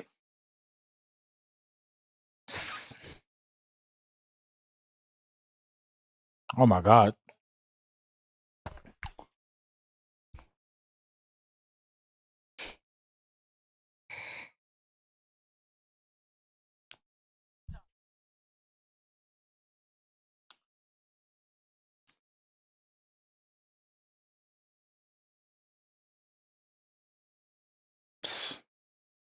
That's real New York. Let me tell you something. That's tough. Y'all ain't know that we just packed up the Celtics? What the fuck? Real easy. Do you ain't see how he named the song in the finals? That's tough. And he used the finals logo. I have never felt so happy to be an East Coast nigga. Yeah. In my entire life. See, I wasn't here for Pac and Big. I mean, I know it felt like 2 different codes. This shit, right, without the violence though, right? Yeah. What the fuck did you... Let's talk about Joey Badass real quick, man. I think a lot of people forget, because I'm seeing a lot of the dialogue, even you, SaVon. I ain't gonna lie, I'm gonna get to you right now, actually. You and Mr. Sean. I think we truly forgot what Joey Badass was doing as a 16-year-old in the blog era. Let me repeat that. When 1999 came out, which is his heralded debut project, which is critically acclaimed because most people to this day cannot understand how Joey had the content, the lyricism, and the intent at 16 years old. Not only did he do that, he was keeping up with niggas on songs like One Train. Classic. He's 17, 18, 19 years old during this time. You feel me? So like you said, though, maybe it's because of the acting, right? Maybe it's because of all of the other things he's introduced into his life. And maybe he was transitioning to a period like, you know what, let me stay away from it. And I want to speak to the exact point that I think we kind of detached from Joey. Y'all remember when he had that American Eagle deal? Yep. With the jeans? Yeah, I do. I remember too. I do. And you remember the song it was attached to? Give me the song. Sometimes I get so devastated. Oh, yeah. Do y'all remember Devastated? I do. It was a fucking hit. It was. It was a smash. This was him kind of leaving the backpack. I do remember right? that. This was very, very different. This sounded like, I know SaVon looked like he's about to play in a second, thank you, because I kind of want people to understand maybe why we got disconnected from him. But nigga, everything before Devastated. Still booming. Trying to take your top off, my nigga. Oh, here you go. Look. I do remember this one. Song. He scared him off. This was very commercial. Remember? Even the artwork was different than what it was that we were used to seeing. But really good song. Great song. And it helped him commercially. So Nigga, I said, what? Yeah. That's a good song. It's a great song. It's 2017. I forgot about this. This is 2017. Wait to greatness. Nah, that's a catchy ass song. Faces. What he said? I used to do so. Nigga went to his rock bag. Yeah, this is hard. This is hard. Nigga, are you crazy? Now, we love it. Yes. At the time, I love this song. Yeah, for sure. Right? For sure. But I think this is kind of what changed the perspective on what they had Joey Badass to be. And maybe even me, I'll be honest about it. But when you hear him on the finals, when you hear him on, and then the most important part that I actually wanted to get to, he actually got one of the West Coast boogeymen to come outside. Daylight. He's fought. Like his brain. So, all right, we highlighted. And again, we're not gonna get to every single song. There's been so much music. I want to shout out rappers for rapping. Yeah, that's a fact. Right? Let's shout out the rappers for actually rapping and doing what it is that we want them and expect them to do. Yeah. And it's competitive. And as of this recording, everything has been inbounds, out of bounds. And I like that in my rap. It's like playoff basketball. It's not the same as the regular season. No. The regular season basketball is built for the Celtics and the Warriors, right? And the Cleveland Cavaliers. Right? It's built for taking a lot of threes. It's going to look sexy and finesse. It's not necessarily built for the physicality of the New York Knicks. It's Great not point. necessarily, you know what I'm saying? Like, Great point. So this is what I deem this to be. I don't think it needs to escalate to like real life, people being harmed or anything like that. I think this is playoff rap. So that's what I want to look at this with this lens, because they are taking shots below the belt. They talking about alleged real life things and Joey Badass having affiliation with Diddy. We talked about Diddy. Daylight, he alluded to, in TDE, some of the people, SaVon, they're alluding to Joey Badass being on a tape with Diddy. Yeah. And then Joey came right back and said, yo, you know what? I was at Diddy's crib, but you know what? Who else was there? Top. Yes. Before we fast forward, though, because I want to be mindful of our coast bias. Okay. We are, right? Nah, nigga. Knicks is 6. No. Fuck bro, you mean, nigga? You have to be aware, bro. What the fuck you mean? And Alex can't really... You know, Alex... never mind. I'm going to the New York nigga? Yeah, Alex has 2 teams. Yeah. One on the West and one on the East. That's fact. Oh, that's true. And Temptation was the music video that he had on Sundance Film Festival. Yes, Temptation. That's what it was. Thank you. Appreciate it. But again, in all of this, again, the praise for Joey Badass and what it is that he's done. Yeah. Daylight. There was a song that really stuck out to me. It was Ayo, which dropped on 5/20/25. Yep. If you haven't listened, and again, there's a lot of music. I know y'all are gonna kill us in the YouTube comments. Oh, you guys aren't really rap fans because you didn't cover every single fucking song minute by minute. We'll be here for 9 hours. Yeah, these guys are doing their job, and they're making it really hard for podcasters. Okay. He also dropped GoldenEye on 5/20. Again, like I said, he dropped 2 of them back to back. There's a lot of songs. Yeah. But I want to highlight personally and Crash Dummy. Ayo from Daylight. Before we even get to Crash Dummy, Ayo from Daylight, go listen to that. I think it's some of the best rapping that I've heard in a really, really long time. I'm not going to jump out the window and be a prisoner of the moment and say that it was the best today. Right. But it is some of the best that I've heard in a really long time. Some of the stanzas that he used, I was like, holy shit, let me go back. His self-awareness, the character that he portrays. I don't know him personally. Shout out to Daylight too. He was one of the people who followed me when I was like a fucking intern. I was like, oh shit, it's Daylight. Yeah, like shout out to like, and I just know his influence and his skill, his talent. Like he's an alien, right? Like when it comes to wordplay and being a wordsmith and being able to put like double entendres, the art craft, the double entendres. Thank you. Yeah, like he's a battle rapper. He's really, really special in that way. So I know a lot of people may not be familiar with him because he doesn't have the mainstream songs. And again, this is what the sport does. It gives people a platform. It does. But I will say, SaVon, I was a little disappointed by Daylight's efforts. In this rap battle. In what way? In all ways. The first diss track I heard from Daylight after Joey dropped the finals was a song called Word to MIMVA. And Daylight is on a pretty unorthodox New York type of beat. To SaVon's point, he's a phenomenal rapper. But it didn't feel like the punch in the face that somebody called the Boogeyman would have dropped, right? So I'm thinking to myself, all right, cool. You know what? He got a little bit of this shit over, but like you said, he got to Ayo. He turned. That's the one. And it was Ayo. Ayo's shit really good. Shit got very, very wild. And it was aimed at Loaded Lux too, right? I was just about to get into. I'm gonna play Ayo because I do just want to kind of keep it on the track with Joey Badass. And again, RaVon. A lot of people drop J-Wan. Yeah, shout out to Juan. Shout out to Kai Cash. We're gonna get into it. But yeah, let me play Ayo. Just the part that I was like, oh, he's different. Mm-hmm.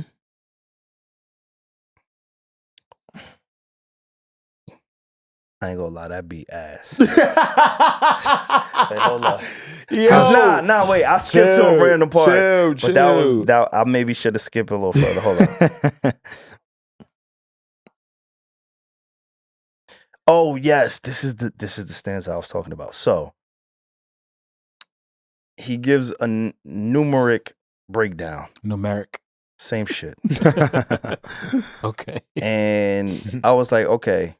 His brain just works different than a lot of people's. He's Frankie.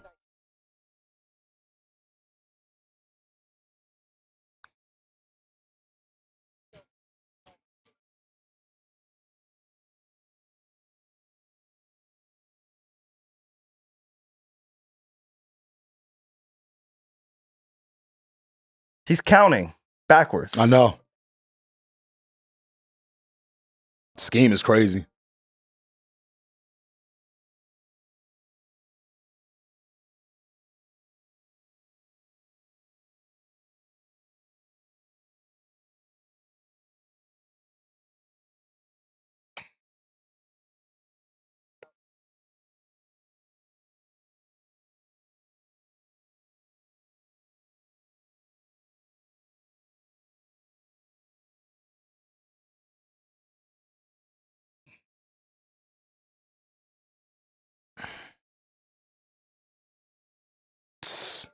Wicked.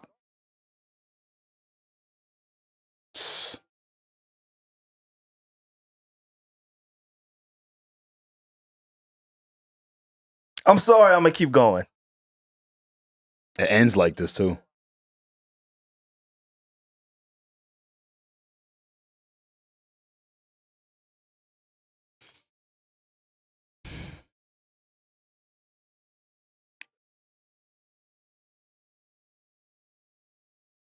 Yeah, it's a sick motherfucker. Very dark. Pretty dark. Very dark. Pretty dark, yeah. Very creative. Yeah. Like these are just some of the things that I'm picking up on that I don't know if other people are really picking up on. But like this is high level. Just like I talk about Diddy's lawyers in that case. Mm-hmm. Like these are high level wordsmiths. OD. And that's why I'm a bit in the middle about everything. Because he rapped really well on a lot of that. You want to know what I think helped Joey all throughout? And if we're going to play that SaVon, we've got to play how we even got there. So if you go to Joey Badass's YouTube page, bro, play the next two after the finals. I think what really helped Joey in the back and forth, specifically between him and Daylight, which is what it really became out to be. He kind of finished RaVon and AZ. He called him AZ Cheek, AZ Cheeks. That was quick. He made way of them real quick. How you pronounce Cheeks? I'm gonna be honest. To this day, I still don't know. You might have to Google the pronunciation. Yo, wait.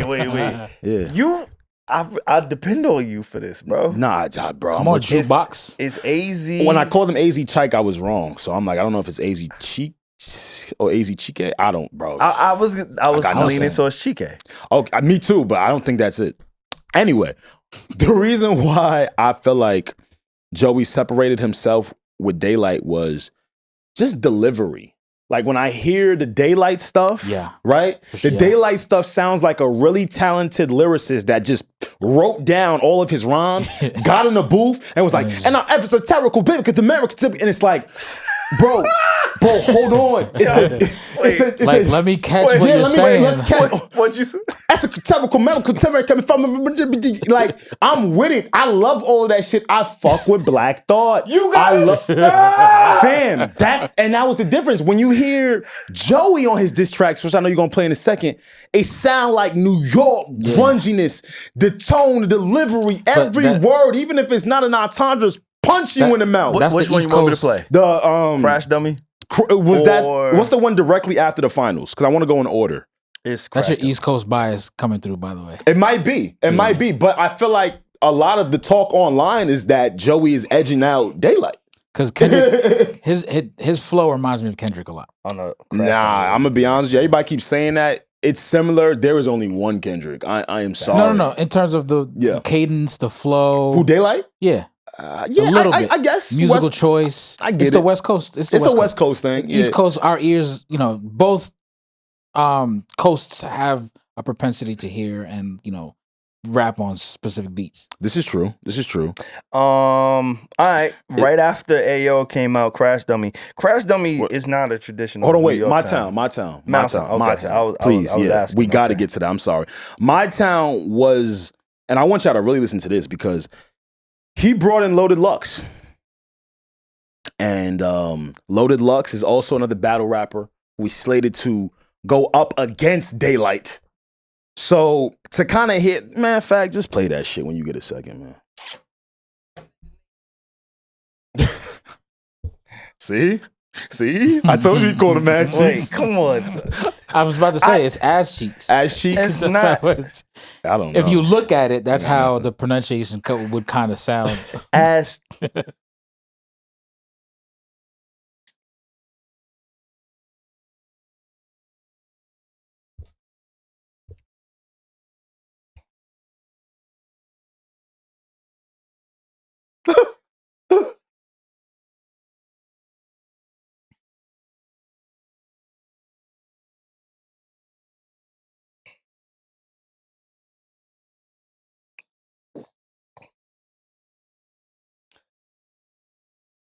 Look, man. All right, real quick, before we continue to break down these songs and these artists and these beats and whatever, I want to do this. Mm-hmm. I want to say shout out to DJ Head. Yo, shout out to Head, shout out to Gina Views. I want to shout out to DJ Head, Gina Views, Big Boy, Sirius XM family, affiliate Elliot Wilson. Oh, for sure. And Jeremy Heck. I want to shout out all of them because I think they have been the go-to representation for the West Coast. For me, right? I don't know, maybe it's my algorithm. I see what you're saying. But I know they have been the voices and the faces that I'm like, you know what? I know where they stand. I understand their perspective. Mm-hmm. Even DJ Head, he went on Rory and Maul a few weeks ago. Yeah. And they celebrated the Drake versus Kendrick beef, and they gave their opinions. And the illest thing about DJ Head, like, he's him no matter what room he's in, and I respect that. He represents what he represents. I've even seen him throughout the whole Joey exchange say like, "Yo, Joey got one," right? Like, so that kind of negates his bias to a degree. Now, me being from East Coast in New York, I gotta acknowledge he's always gonna have a bias, which he should. Okay. Right, he has relationships with a lot of these people. He knows these people, so he should have a bias, a built-in bias at least. But I do want to shout them out because they've been the voices for the West Coast when it comes to this, or just somebody who I can identify and say, "Oh shit, this is West Coast culture." I just know what it is when I see them, when I see their names and all of these things. So I want to shout them out for that. But I also want to bring something to the forefront, which is, I think a lot of people feel like the East Coast has this undeserving bias because of why you say damn? I'm trying to. I don't think that's. Well, go ahead. Finish your thought before I go. I think a lot of people says we have a certain arrogance about us because we're New York and because of our history and our influence in hip hop, whatever the case may be. But I also want to say, just like in sports, the media dictates and determines and influences a lot of people's opinions. And today, the algorithm, right? Yeah. So if you have more people from the East Coast like us, we're an East Coast podcast. I grew up in New York. Like we just talked about Joey Badass. And for me, I have to be conscious when we're talking about this exchange. I want to highlight the things that stuck out to me. Not saying I represent the West Coast, because I don't. I have no idea how they feel or who they're supporting. I know SaVon is talented. I know Daylight, he's really one of the ones. But I can't necessarily identify with it the same way that I can a Joey Badass, because this is not my culture. It's not a divide. It's just what it is. So I do want to say the West Coast, what I think they really, really, really lack, and it has nothing to do with talent or skill, but I think it is media representation. I think one of the things is being a podcaster, and one of these, like, yes, we do the podcast and we on camera. Hey, what's going on? Hi, mom. Just owning the studio, being a producer, just knowing the landscape of podcasting in general. The East Coast, there's just a lot more people who talk about it. Yeah, represent the culture on this side. And one thing, and not to say that they haven't had it, right? Sway is naturally from the Bay Area. Shout out to Sway. He actually moved back to Cali now. He's in the same building, Sirius buildings. Hey, SXM fam. And Big Boy, right? But Big Boy maybe isn't as what's the term? Outside. He's not outside. Like everyone else. Yeah, like he does the job. He's a presence. He's a big presence. Yes. Yeah. He does the job and he goes on. There's a but big the real quick, I'm sorry, Peter, cut you off. But the podcasting space, because I'm just throwing out numbers, right? No. To every 5, I'll say even 8. No, just whatever number. To every and I'm fucking with you. I'm fucking with you. To every 8 New York podcasts, I think there may be 2 West Coast podcasts that talk about the culture in this way. Got you. Right? Like, I think there's just more of a focus on the East Coast media than it is maybe the West Coast. That's a great point. And I think that plays a lot in how the perception and how the algorithm picks up on things. And we said this early in the podcast about how this is the influence, just the word influence, and just perception and even propaganda to a degree, right? Like, the biggest podcasters, the biggest voices in media primarily are on the East Coast, right? And that's just what the history has been. We can't change it. People promo out here. They know they got to come to New York when they're doing press runs. And so that's what keeps that chip on the West Coast shoulder, in my opinion. And for me, it's not even really that deep. New York rap originated in the Bronx, New York. Yeah. Yes, but it's that. But so I want to be mindful of that, because that is a bias and things change. It's not a bias. That's a fact. If people should not I'm so tired of this, man. I think what makes every culture their culture is how they are naturally as people. Okay. Correct? Explain. Right? Like, the East Coast, we are known for being loud. Brash. Confident. Yeah. Bold, boisterous. Use all the adjectives you need to use, right? Down south, they're known for being a little bit more laid back, right? Southern hospitality, things of that nature. West Coast, you know. Nah, don't laugh. Don't do that. Stop. Stop. Mute his mic. I was trying to see the word I'm so dead ass. The point I was trying to see what word you got. Stop. Because the point I'm trying to make is that you can't be upset for New York being like New Yorkers. That's who we are. You know what we are? Can I say something? Say it. In real life. Yeah, right? say it. Yeah.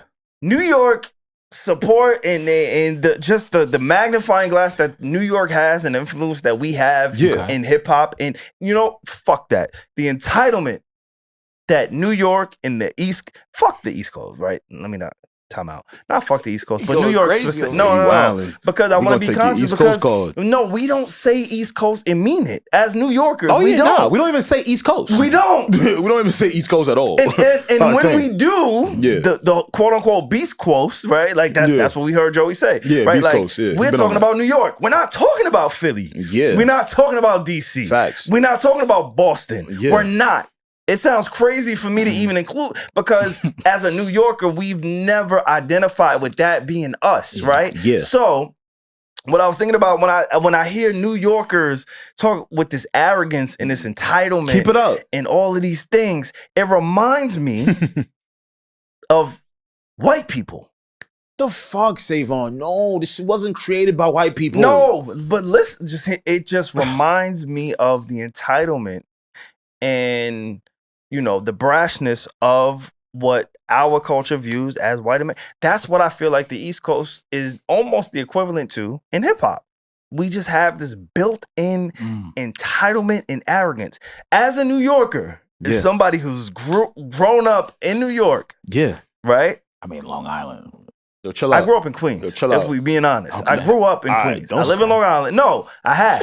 Okay. That's the truth. Like, It's still New York, but what it is, like, I'm just one of those people who have to be authentic to who I am. So I grew up in Queens. I moved to Long Island. I live in Long Island now, and that's what it is. But like, I understand the history of New York. That's just what it is. Like, please put the camera on P because he's smiling like something's funny. Like, no, I'm saying what's your smile? Because anytime you say, "Oh, big up New York," you never say Queens. You always say Long Island. Because my origin, my family is from Long Island. I lived in Queens for a great influence and chunk of my life. So you both. My family, so I understand, and I whatever. I'm not even trying to get back to the Anglo-Saxons. Bring it into me. What I'm trying to say is, right, as a New Yorker and somebody who I know, and I got OGs too. That's another really important thing in this. It's facts. I feel like we have this entitlement and arrogance similar to the white people that be like, oh, this was our country. This was our thing. This is us. This is our, and just like, no, there's evolution. There's room for growth. There's room for verticals and branches that exceed what it is that we know it to be. Okay, I see what you're saying. That's what I mean by New Yorkers specifically, are like the entitled fucking conservatives that we complain about. I think an ASAP. I sort of see what you're saying, right? I definitely do, right? My whole thing is I expect for New Yorkers to behave that way, right? And I was gonna tell you, like, do we usually back it up, right? Like, what makes New York MCs are a lot of the things that you hate, and that's my issue with it, right? And that's why I go back to we're all representations of where we're from, right? Right. People down south do not act like us. No. People on the West Coast do not act like us. For sure. It's personal to who we are. And granted, though it stems over into hip hop and to rap and things of that nature, it's still who we are as people, right? And not for nothing, you should be a little bit confident or bold if you originated something. I'm not saying somebody can't go make new work. That's what I'm saying. Can I be honest? Can I be honest? Can I ask you? If somebody grew up in New York, I know you got New York pride. Facts. Nick, shout out to us. This is a sign from my pride, right? Yeah. We have nothing to be proud about in hip hop. In hip hop, and listen to me. Within the last 5 years, 10 years. Now, I want to give credit to the Cash Cobains, Pop Smoke, Pop Smokes, the A Boogies, A Boogie, even the Ice Spice. Right? I want to give credit to what it is that they've done. Cardi. Sure. When I say we, I mean New York. We haven't necessarily been influential. We haven't. Benny the Butcher. We haven't been. He's great. He's good in his individual talent. I'm talking about overall cultural, in the way that a New York, in a way that in Atlanta shifted sound, culture, presence, in a way that even within the last few years of Memphis. But that's bound to happen when you originate something. When you start something, everything else is an extension of that. And that's what the white people say. I mean, well, that's what the white people say. They say it's an extension. What they say. They say what's an extension of what? In their mind, the extension of Africa. And no, what you mean? No, I'm trying to understand this. You said when we originate something, right, like hip hop. The origins of America and their perception, right, is that they are the superior race. Okay, sure, all right, and that isolated example, I understand what you're saying. My whole thing is, our thing is not based in like racism or anything like that. I know it's not. Right? Might there be some prejudice involved? But no, he's not taking it from me. He's saying you could pretty much correlate the two. Okay. I feel it. You know what it is? Like in the sense of what throws me off is that this is a black creation. No. He's just bringing in the race part. I don't want, like, I know what he's saying. So you want him to use another analogy? No. He can use whatever analogy. This is the analogy. He can use whatever analogy he wants. Pierre, let me just hear what you're saying. So if you can say what I'm saying, then I'm gonna be like, all right, cool, you get it, and maybe other people get it too. SaVon is saying around the world, for the most part, white people have seen themselves as the pinnacle of all humanity. In this country. Have seen themselves as the pinnacle of humanity. And you're saying you don't understand that. You're not understanding where it's coming from, but you guys are basically saying the same thing. I do. That rappers that originate from New York see themselves as the pinnacle of rap. And you're saying basically, yeah, we should, because rap originated from us. And the biggest difference is, like, the reason why I can't relate it is because white people's things is based in racism and prejudice, right? Not even just racism, just racist acts. Our thing is based in just confidence for who we are. And I get what you could say. As Americans, white people could be like, "This is our country. This is America." I get all of that, which I don't agree with, because I understand this country was built off the backs and the sweat equity, blood equity of black people, right? So I don't want to get it confused and make a point. That's why I don't think it's a direct correlation. It's not. It's the perception. Okay, sure. The perception is the correlation that I'm trying to attribute to this conversation. Okay. It's not that I'm trying to say what I agree with or disagree with. I'm talking about perception. The perception of white America is, oh, we don't need this race or that race. And it's not just black. It's black, it's Asian, it's Hispanic. We don't need none of them. It's their mentality. I think hip hop, I think us New Yorkers are okay. New Yorkers love Atlanta artists. We were forced to. Just listen to what I'm saying. That's your opinion. We love Young Thug. Nobody forced me to love Young Thug or Future. Before Young Thug, there was Andre 3000. But we're talking about right now. No, but we're talking about right now. To talk about right now, you got to talk about back then. And we could do that. Let's talk about right now and then go back. Right now, this rap battle is occurring in this current era. The rap battle didn't occur in the last era. That's why I'm not going to outcast now. I'm talking about right now because this is the era we're currently in. You understand what I'm saying? So, yeah, SaVon got me fucked up. Like, I can't remember because I think it all correlates. So, and I get what you're saying. We're talking about right now, but to talk about right now when it comes to this, because I think this is a loaded beef. I don't think Diddy. I think it's a loaded beef, which is why we even get East Coast, West Coast, which is why I think this is really even a thing. And that's just what I'm saying. So my thing is, as New York, I remember what I'm gonna say now. Thank you. Shout out to West Coast and everybody. Yeah, shout out to everybody. New Yorkers are not like white people or the racist white people. They only want there to be one, right? Just absolute one being, correct? Just one group of people. I get that. We're not that. We are, hey, all of y'all can do what y'all want to do, how y'all do it. Just remember, we were the ones to originate it. So when we do speak confidently and boldly about it, it's solely because we started it. We are down for inclusion. What's up, Logic? What's up, Machine Gun Kelly? We were forced to inclusion, in my opinion. How do you think that? Again, I'm just like, where was the point where we were forced to like nobody ever forced me to like. Back to your point, Outkast never forced me to like Future, Young Thug. Think about before you think about your OG.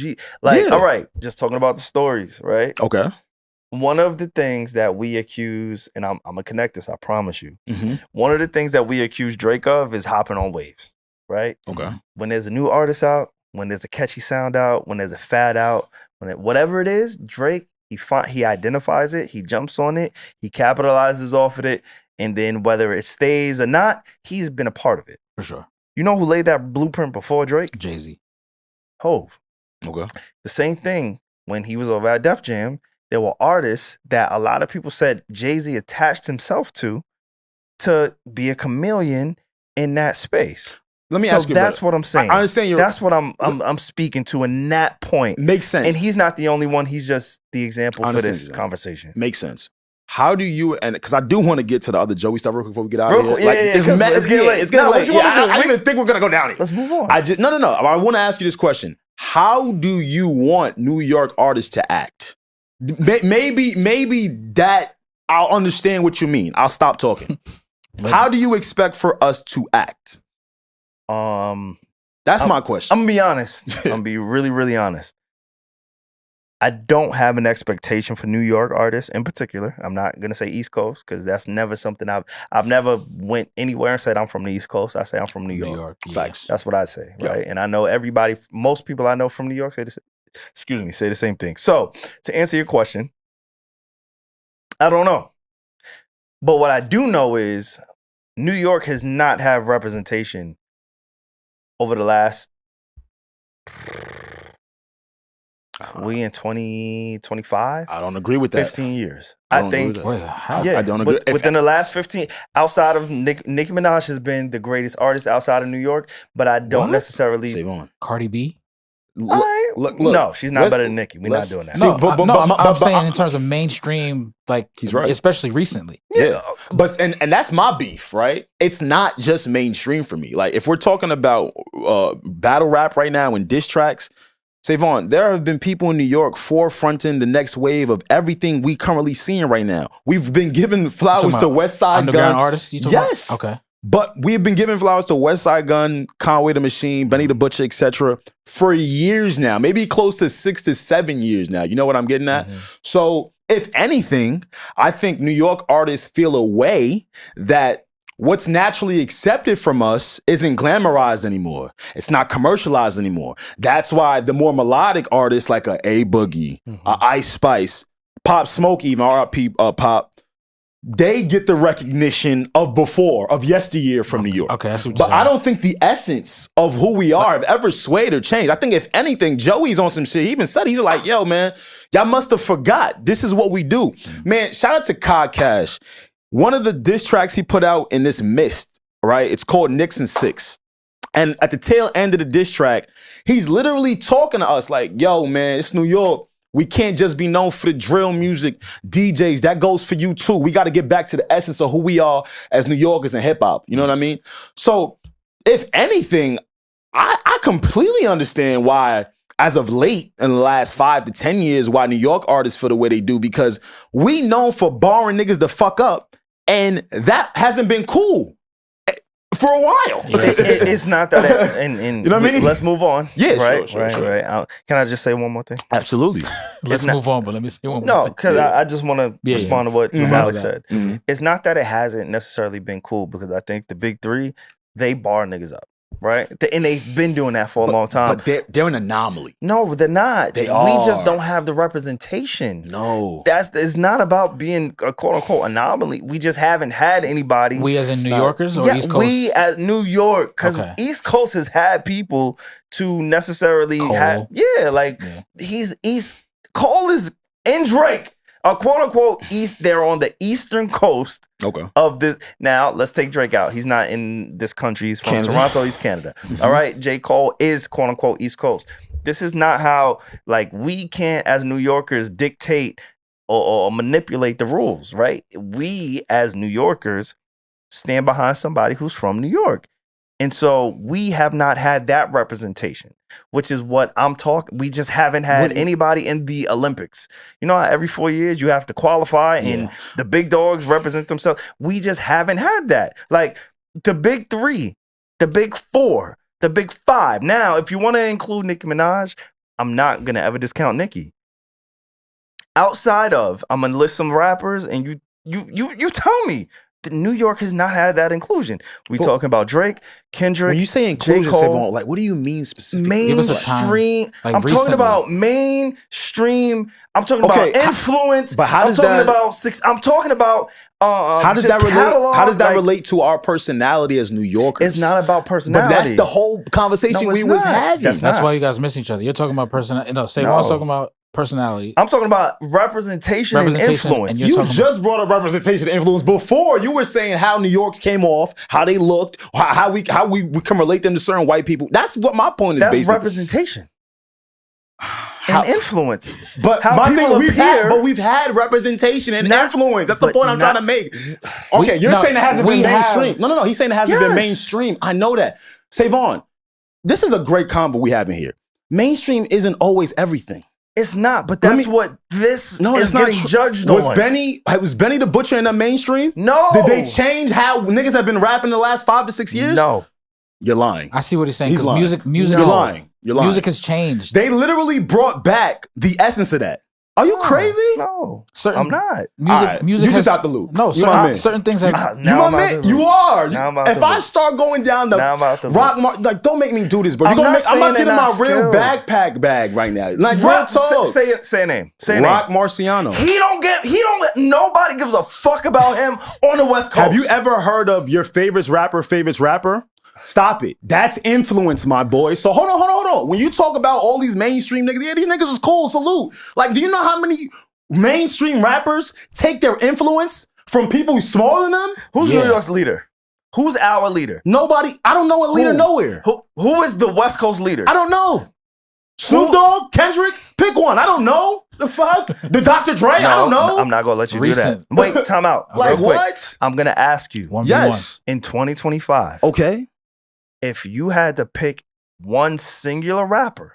Kendrick Lamar. To say this is their leader. If each region of this country is going to be represented in the Olympics, I'm going to pull who from the West Coast? Kendrick Lamar. Is there a question about that? No. There's man, no. All right, that's not my conversation. But no, this is the conversation. Play along. I'm playing along. This is the conversation because you just mentioned Rock Marciano and Benny the Butcher and West Side Gun. You just mentioned. I'm not saying they're not nice. No, I'm not saying that they're not. I'm saying your mainstream artists pull from them. So how could they not be influential if the biggest artists in the world pull from them? You're not listening. Pull from New York. If the West has Kendrick Lamar, right? Who are you pulling from New York, not the East Coast? Because we established as New Yorkers, we don't identify as East Coast. Yeah. We say I'm from New York. But you're putting the influence into a person. So wait, Alex, answer him, right? Yeah. You're more, if anyone knows you, you're more like backpack rap. I love everything. More musically inclined than I am. Right. I always admit that. But answer his question. From the East Coast, from New York. Who is the representative? Who would you take as There is currently no, but I'm going to answer you right now. There is no one we can just say there's one A. Can I say my point now? It means nothing because New York's influence is not based in one person. That's my whole point. That is my entire point. Was it you ever just told me that, hold on, I got it, because you just said some wild shit, bro. You just said Benny the Butcher and BSF, all them niggas did not reintroduce that rap style, that shit. Are you crazy? He didn't say that. He said, so what'd he say? He said no, it wasn't. They're not mainstream. They're not I never said they was, I never said they were mainstream. Listen. You didn't say it. I'm not saying. SaVon is saying they're not as championed. We know that. As how like Kendrick is championed now in recent times. He's saying. Because he gave us a time frame to. That's the obvious. Like, why? I've already admitted to his points. Okay. Why when I say your favorite rapper pulls from people that you say are not as influential, that's still influence. That's my whole point in it. I get what you're saying, but I don't give a fuck if you're Rihanna. Rihanna listens to underground artists that get influence off of that. Yeah. So that's what I'm saying. So if New York hasn't had, if New York hasn't had a 1A artist that we could just, oh my God, this is who embodies New York. This is what New York is. Rappers and mainstream acts still pull from the culture of New York, which is why my whole thing was based in people should be confident in New York because we originated it. It's not based in one person for me. That's my whole point. It's based in our culture and our influence. That's I hear what he's saying though. Okay. I definitely hear what he's saying though. Okay. Damn, this nigga got me excited. All right. What you always say whenever Alex wants to wrap up a conversation, yo, leave it in the YouTube comments. You know what I'm saying? DM us, let us know how you feel about what it is that we just talked about. I do think it was a great conversation. Great Again, we don't have representation of the West Coast on here, but I do think it's somebody's responsibility. Yeah. But because it changes, right? There's some weeks that I'm really not seeing it from a certain perspective, and you bring it out of me, and vice versa, right? So I do want to mention that. But I like seeing that. The spar. And me too. We should do that more often. No, me too. I mean, that's just natural. Well, I'm like, damn, this nigga done got me started. It's me, Alex, and Frankie, right? So we got to do something really quick because we spent a lot of time on that. Man. I do want to play a clip, and we have a show, Curated Chaos. Yeah.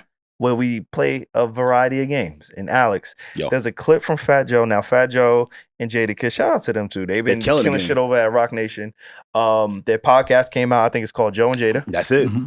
Simple, straight to the point. Jadakiss is one of my favorite people, I think, in He's funny. The world. Yeah. He's just funny. Like, some people just got it and they just naturally them. And Jada's just one of those guys. Yeah. And Joe, I was about to say Joe, but Fat Joe, he is just a great storyteller and a real staple in New York hip hop, right? So they had a really quick conversation about the greatest rapper / singer duos of all time, right? So, and maybe you know what? Fuck it, I'll play the clip. Fuck it. Okay. Nah, because it's a couple. And women. And we spoke about John and Ashanti being named best rapper / singer duo. Are Kendrick and SZA positioned to take that number one spot on the duo tip? But what you gotta understand is we don't know if they're gonna still be best friends and all that forever. You know what I'm saying? Because right now they got about 6, 7 songs. They all #1. Yes, they could take the slot. 1,000,000% they could take the slot. Okay. I like your answer. No. They make missiles. When Phenomenal. whenever they drop something together, it could They be a movie can. soundtrack for Black Panthers, whatever they drop. I love the way Jadakiss told. This is like some real barbershop OG facts. shit, right? Conversations. But it just sparked the conversation in my head, and I wanted to ask you, and I wanted to ask Frankie too. Frankie, I can't wait to hear what you got to say about this. You've had a lot of thoughts today. But and we're gonna be a little misogynistic on this topic, only because it's what they said. Oh, they said men and women. so it's they fault. Duos. Yeah, you gotta blame it on the OGs. They can't get canceled. Like, who the fuck is gonna cancel Jadakiss, right? Yeah. So, I wanted to get your opinion on: do you think that because Fat Joe said that Ja Rule and Ashanti are the greatest rapper/singer duo. Before I ask you my next question, I just wanted to know your thoughts on that opinion. I am not. I was just listening. Those hips, those eyes. Look at when it comes to baby. I'm not mad at that at all. And the shit with Kels is hard. Yeah. Too bad it don't get enough play these days, right? It's a great song. It's a good song. It's a great song. They made some really good music What? together. I'm trying to tell you, the Hotel was Ja Rule on a Hotel remix? No, he wasn't. I'm what sorry. the fuck? My fault. You just like Hotel. Nah, That's my shit. I ain't gonna lie to you. Nah, you're thinking about. It was Ashanti, nigga. I know. That was a Cassidy and Kels I'm thinking about song. one of them remixes. No, Yeah. John in the Hotel. You're thinking about Gene Deal's. Oh, I'm not. no, Yeah, anyway, a legend. I'm not mad at that. Thank you. Yeah, I'm not mad at that at all. Okay. That's a strong duo. All right, cool. Real quick. I Okay. want you and Frankie. Well, I thought Frankie was going to do this, but Frankie, Yeah, I don't just think mute so. up real quick. This is for Alex. Yeah, This is just nigga. for you. Shut up. I would like you to blindly rank these rapper and singer duos Okay. in order. I could do this. Okay? All right. We got 5. Okay. Really, really quick. I'm going to just give you a rapper duo, rapper singer combination, and you tell me where you think they should go. 1 through 5. 1 through 5. All I right. bet.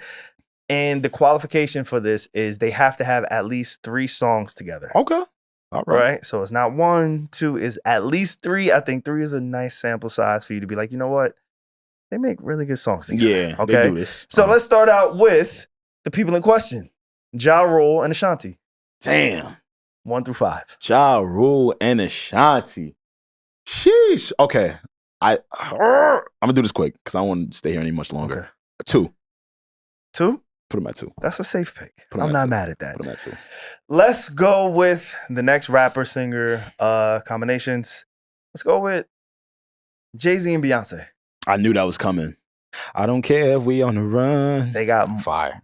No, where dangerous. you gonna put them? There's a lot more on this list. God dang. You put Ja and Ashanti at number Damn. 2. You know what? As much as I enjoy music from both Beyonce and Jay-Z, I do believe to enjoy the music from both Ja Rule and Ashanti more. So I'll put them right at 3.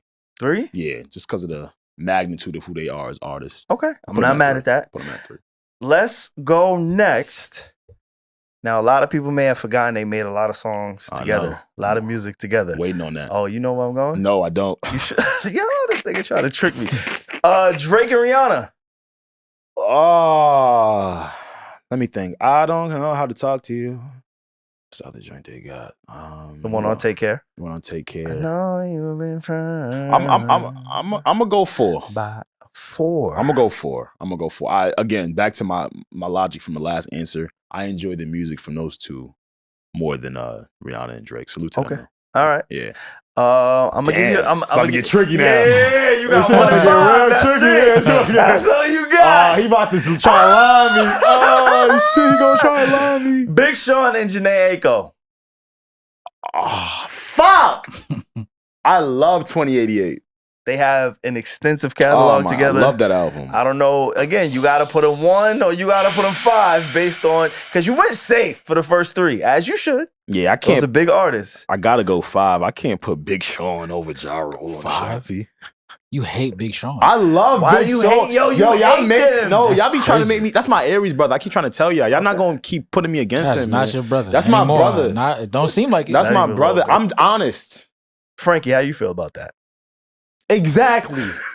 And he didn't put out another diss track, right, Frankie? All right, so I'm gonna give you this. You're number one because you Gotta give it to me. left it up to Give it to me, give it to me, give it to me. Your number one slot in the Drum roll. greatest rapper Oh, singer duo combination. Kendrick Lamar and SZA. Damn it, no. You should have saw that. I feel good. You don't feel good with that? I feel good with it. Like They're number one for I'm not you. gonna lie. Now I should have put Ja Rule and Ashanti at 1. I really enjoy music from the two of them. You put them at 2. That was safe. Yeah, it was safe, but I should have put them at 1. I'm not mad at it because That was again, I love the music between Kendrick and SZA.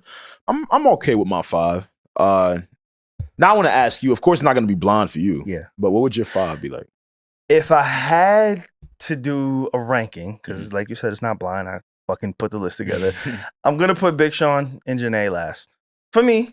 Okay. See? For me, personally. So the same. They're 5. They're 5 on my list. Nice. Only because I think they do have really great music together, some great chemistry.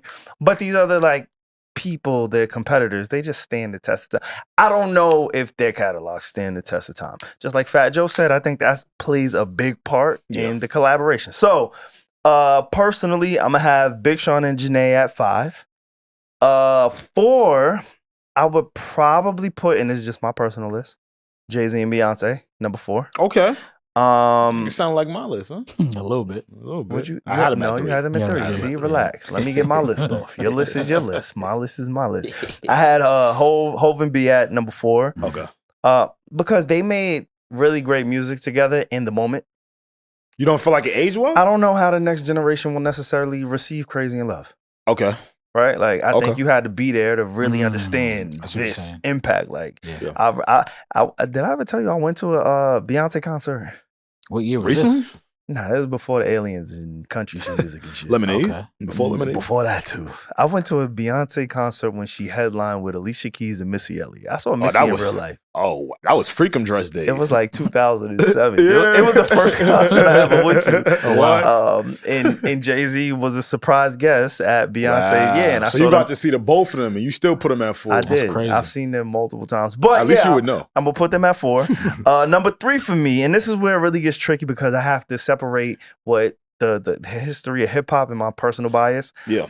Personally, I may not have this pick, but I'm gonna put Drake and Rihanna at number 3. Okay. I'm not mad at that. Drake and Rihanna at number 3. I'm not mad at that. My personal playlist, I may have them a little bit higher.